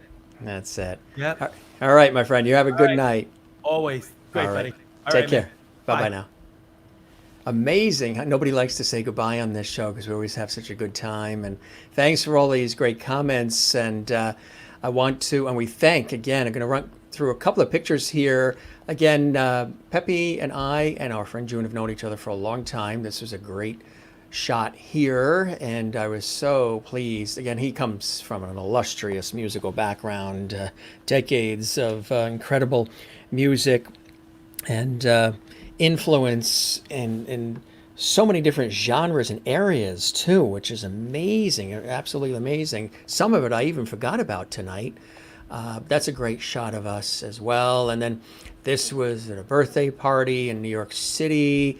It was very hot, like 95 degrees, but so much fun. This was at the Goodspeed Opera House, the Writers' Colony. A couple of days there, pitching wonderful works, plays, and being performed in front of groups of other fabulous creatives. Great shot there, and more great material there. A whole group of friends in New York City, the party, really good stuff. And again, we'll just run through memory lane here a little bit with some of these cool photos. Again, the Blues Magoos and so much more. All you have to do is Google him and you'll see the impact he's made in the music industry and as well as the commercial world and the advertising industry with some of your favorite jingles to some of your favorite products. And then, of course, writing songs that others have also made famous as well. He mentioned Ronnie Spector, Darlene Love, Cher, Michael Bolton, you name it. Peter Noon, of course, a dear friend as well. And the guys all still get together, which is a beautiful thing. The music is, of course, all available. And, of course, Peppy has, there he is as a kid. Isn't that amazing? He's got music that's also available, too. Love this shot. We were talking about this shot, which is really, really cool. But, again, all of the material that you're seeing here is available and very collectible as well. That shot's really cool of him. And again, another cool shot there too. And we're talking about musical history here on the show, that's for sure. And there's the group Blues Magoos. They had the comic book, and again, the guys now, and really cool stuff. And it's always nice. I like taking people through their lives and introducing it to folks who might be watching right now who might not be familiar with the work, and now you're going to go seek it out and realizing, there you go, here I am. But there you go, right across the screen there. Some of the, and again, he was in the original Broadway hit Hair, which was amazing, which again, some of you were like, how do they get to have all that fantastic hair when they were in Hair, when some of the folks have to do curling irons and permanents and everything else? Really, really funny stuff. Cool stuff. But another phenomenal episode of the Jim Master Show Live Entertainment Lifestyle Talk Show Series. You used to have hair like that too, back in the days of perms. Renee in Iowa. Thank you, Jim. Good night to you and everyone. Lovity. You as well, Kathleen. You be well. We're thinking of you. Love you, Kathleen. And yeah, cool stuff. Thank you very much, Cynthia. I appreciate that. I know it's a lot of work behind the scenes here, and it takes hours to put these shows together. Yeah, Scott Schwartz. Remember Scott Schwartz was a guest, and we chatted for 6 hours? I couldn't believe that. He was in The Toy with Jackie Gleason and Richard Pryor. Richard Pryor Jr. is going to be coming on the show as well. I should mention that to you. You know, we had our mutual friend Rain Pryor, Richard Pryor's daughter, on with us as well. Richard Pryor is coming in about a week or so.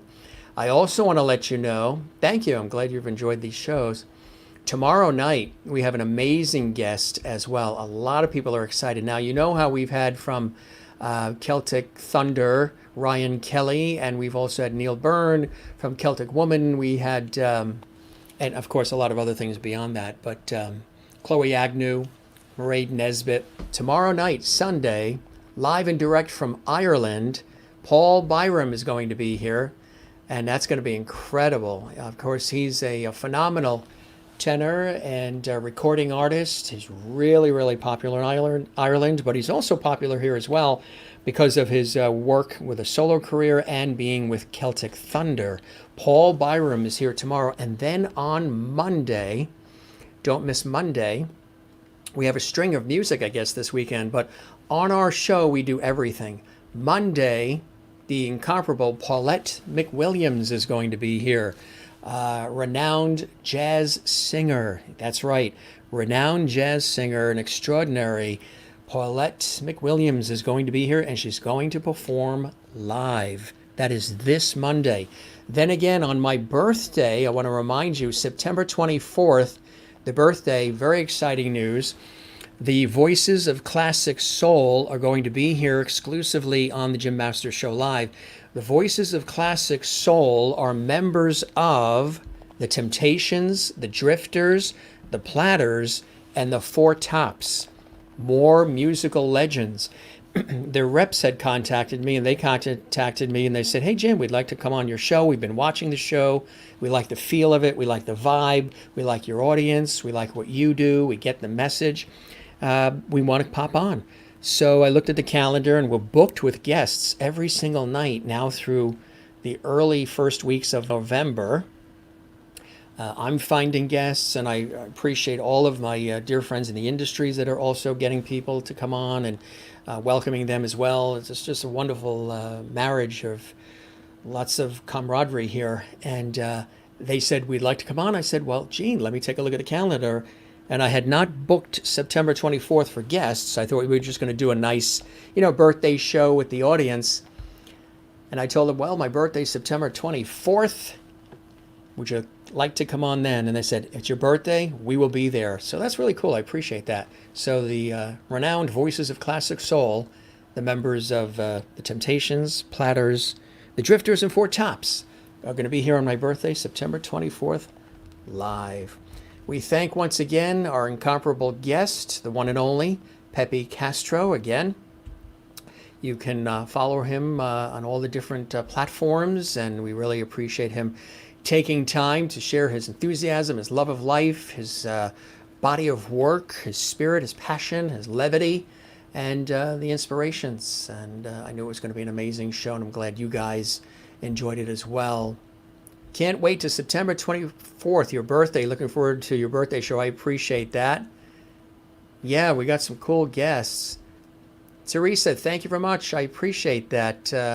I think I calculated with my professional work on television, because I've worked with public television for years, still work for them. I do a lifestyle travel TV series. I was on iHeartRadio for 18 years. I anchor and host a TV news magazine show in New York with my co-host Doug Llewellyn from the People's Court. It's all television and radio for me. I think I've interviewed about 6,000 people in my career. I appreciate that, Teresa. You guys, I know. How are my feet? I'm going to have to soak them. I'm actually standing all these hours here. I agree as well, Teresa. Dear friends, you are welcome. Thank you very much for all this levity here. Anne in SoCal, Southern California. Linda in St. Augustine, Florida. Thank you very much. Carla in Brazil, thank you for tonight, Jim. Good chatting, laughs, positive stuff. Good night and blessings. See you next episode. We'll be here tomorrow. Thank you, Willie. You're such a trooper. You're not in bed yet, but you had Peppy, my dear friend, sing to you, and that was beautiful, wasn't it? That was absolutely beautiful. Yeah, I love jazz too. Good stuff. So, a lot of great guests coming up. Thank you very much. I know, I can't believe it's 19 days already. I know, I'm right after the turn of summer into fall. A September baby, a fall baby.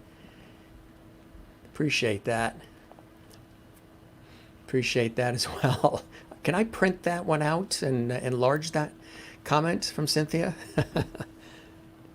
My pleasure, Crystal. I appreciate that. And for folks watching, Crystal has followed my work for years on public television and elsewhere, and on my social media as well. And she and I actually met when I was emceeing the concert on behalf of public television for Chicago. Yeah, the band Chicago. And she was there, and it was really, really fantastic. We really enjoyed our conversations, and we've stayed in contact ever since. So, yeah. Oh, Willie, see, you get tulips here, you get songs, you get you and all of our viewers. We are a very special show here. Well, now you can say it was done for you, Willie, there in Holland. Our YouTube channel is Jim Masters TV. If you'd like to give it some love and subscribe, share it, we'd love that. You can find me on Instagram, Twitter, Periscope, Twitch. Whew, so many places. And Facebook at Jim Masters TV as well. A couple of other last minute things that we do here on our show. We tell everybody, as I mentioned earlier, to relax, to breathe, to take care of one another, love one another. These shows were only supposed to be an hour when I formalized them and formatted them 18 weeks ago. And now they've turned into, somebody said that, who said this? I think it was a guest last night, maybe, that some of these shows, like especially the 6-hour show with actor Scott Schwartz, the child actor that was in A Christmas Story and The Toy, we chatted for 6 hours. Have I thought of entering some of these shows in the Guinness Book of Records for hosting and standing? Usually, when I first started the show, I would be seated. But then when we expanded our set and did tweaks and expanded it, the standing allows me to move around more too. But some of these shows are a marathon, but everybody says it doesn't feel like the length of time. It feels shorter because we're having a good time together. So some shows are shorter, but I think the shortest is like an hour and a half. So you guys relax. We got this in Newport, Rhode Island. You can see it's like a 1920s, 1930s beach scene. Kind of cool. Really nice. And the other thing we always say here on the show is I might be the star of the show as the host and producer, but I think you guys are all the stars too around the world. You and you and you and you and you and you. All of you guys are. So we toast to you. And we say thanks for being with us. We hope you'll be with us tomorrow on our Entertainment Lifestyle Talk Show series, which is unique, special, very viewer interactive, and great guests. And again, when we don't have guests, we might be doing a pop-up show soon. I know you guys are begging for me to do another pop-up show. Maybe tomorrow, maybe Monday. If so, I'll mention it on the Facebook page at Jim Masters TV. We may do it on Facebook. We may do it on Facebook, YouTube, and Periscope, and Twitch, or maybe just on YouTube. It does go fast, doesn't it? Keep it rolling with fun talk. Appreciate that. Flower Power signing off. 10-4, over and out. See you tomorrow night. Jen is Zen. By the way, the next pop-up show, we should bring up the Lovity Cruise again. Yes, real quick, for those who are watching, we are talking about going on a Lovity Cruise. Boy, it'd be great to have Peppy with us too and everybody. Not now, of course, but maybe in 2021 at some point. A cruise with a lot of the viewers and maybe some of the guests, and going on a Jim Masters show, Lovity Cruise. Maybe to Bermuda or the Caribbean, maybe to Europe, whatever it is. And when I mentioned doing possibly a Lovity Cruise, because I've done it with radio stations that I've worked with and TV stations as host of shows, and the viewers and the listeners would come, it's been very successful. And I just threw the idea out there on this show, and the feedback has been extraordinary. So many people want to go on a Jim Masters show, Lovity Cruise somewhere. So we're talking about that, putting that together. That would be kind of cool. So we'll talk about that coming up. It's something we should start really talking about now. I have two dear friends who are husband and wife who have a phenomenal travel agency, and they have been asking me for years to do something. And now that we've created this show, I could do it through my professional work with the other shows I host in the real world, but maybe, like I said, we can do it with this show here because there's so much levity. It'd be kind of cool. So we will do that, absolutely. Because I know you already signed up. I think the first person who said they want to go on the Jim Masters show, Lovity Cruise, was Willie in Holland. She said, I'm going to be first. She'll be first in line. Good night, Jim and everyone. Stay positive. You too, Mary. And you as well, Crystal in Connecticut. All right, gang, we're going to wrap up. It's always a pleasure. Don't forget, this is Labor Day weekend. We're still laboring, but for a pleasurable reason. Don't forget to share the love. May sound corny, may sound Pollyanna, but after everything we've all gone through, collectively and globally, hey, some love every once in a while isn't a bad thing. So be sure and share it, and smile as often as you can for yourself and for others. And find your go-to place. Jen Barry likes the mountains. I love the mountains too. The ocean for me, living here along the coast between New York and Boston, is my go-to place. and we will be visiting the ocean tomorrow and Monday. So you guys have a wonderful holiday weekend. We're here tomorrow, 7 p.m. Eastern, 4 p.m. Pacific, with Paul Byram, incredible singer Paul Byram, from originally from Celtic Thunder and so much more.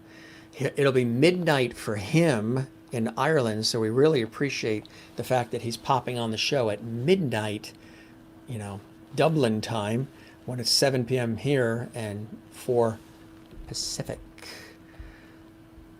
Good night, Jim and Lovedies. Willie is now in bed. Good. You rest. You have one eye open. Always have one eye open like a cat.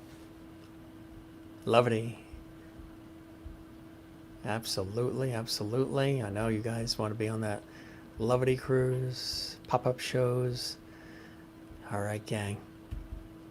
And Linda is speechless. All right, gang. Thanks for all the comments, the love, watching, viewing, sharing. I'm glad this show is touching you. I'm glad that you're enjoying the wealth of conversation and fun that we have here on the show. Deep conversations sometimes too. And good stuff. All right. So this is your host, Jim Masters, thanking you for your time this time. Till next time, I'll be here 7 p.m. Eastern, 4 p.m. Pacific tomorrow.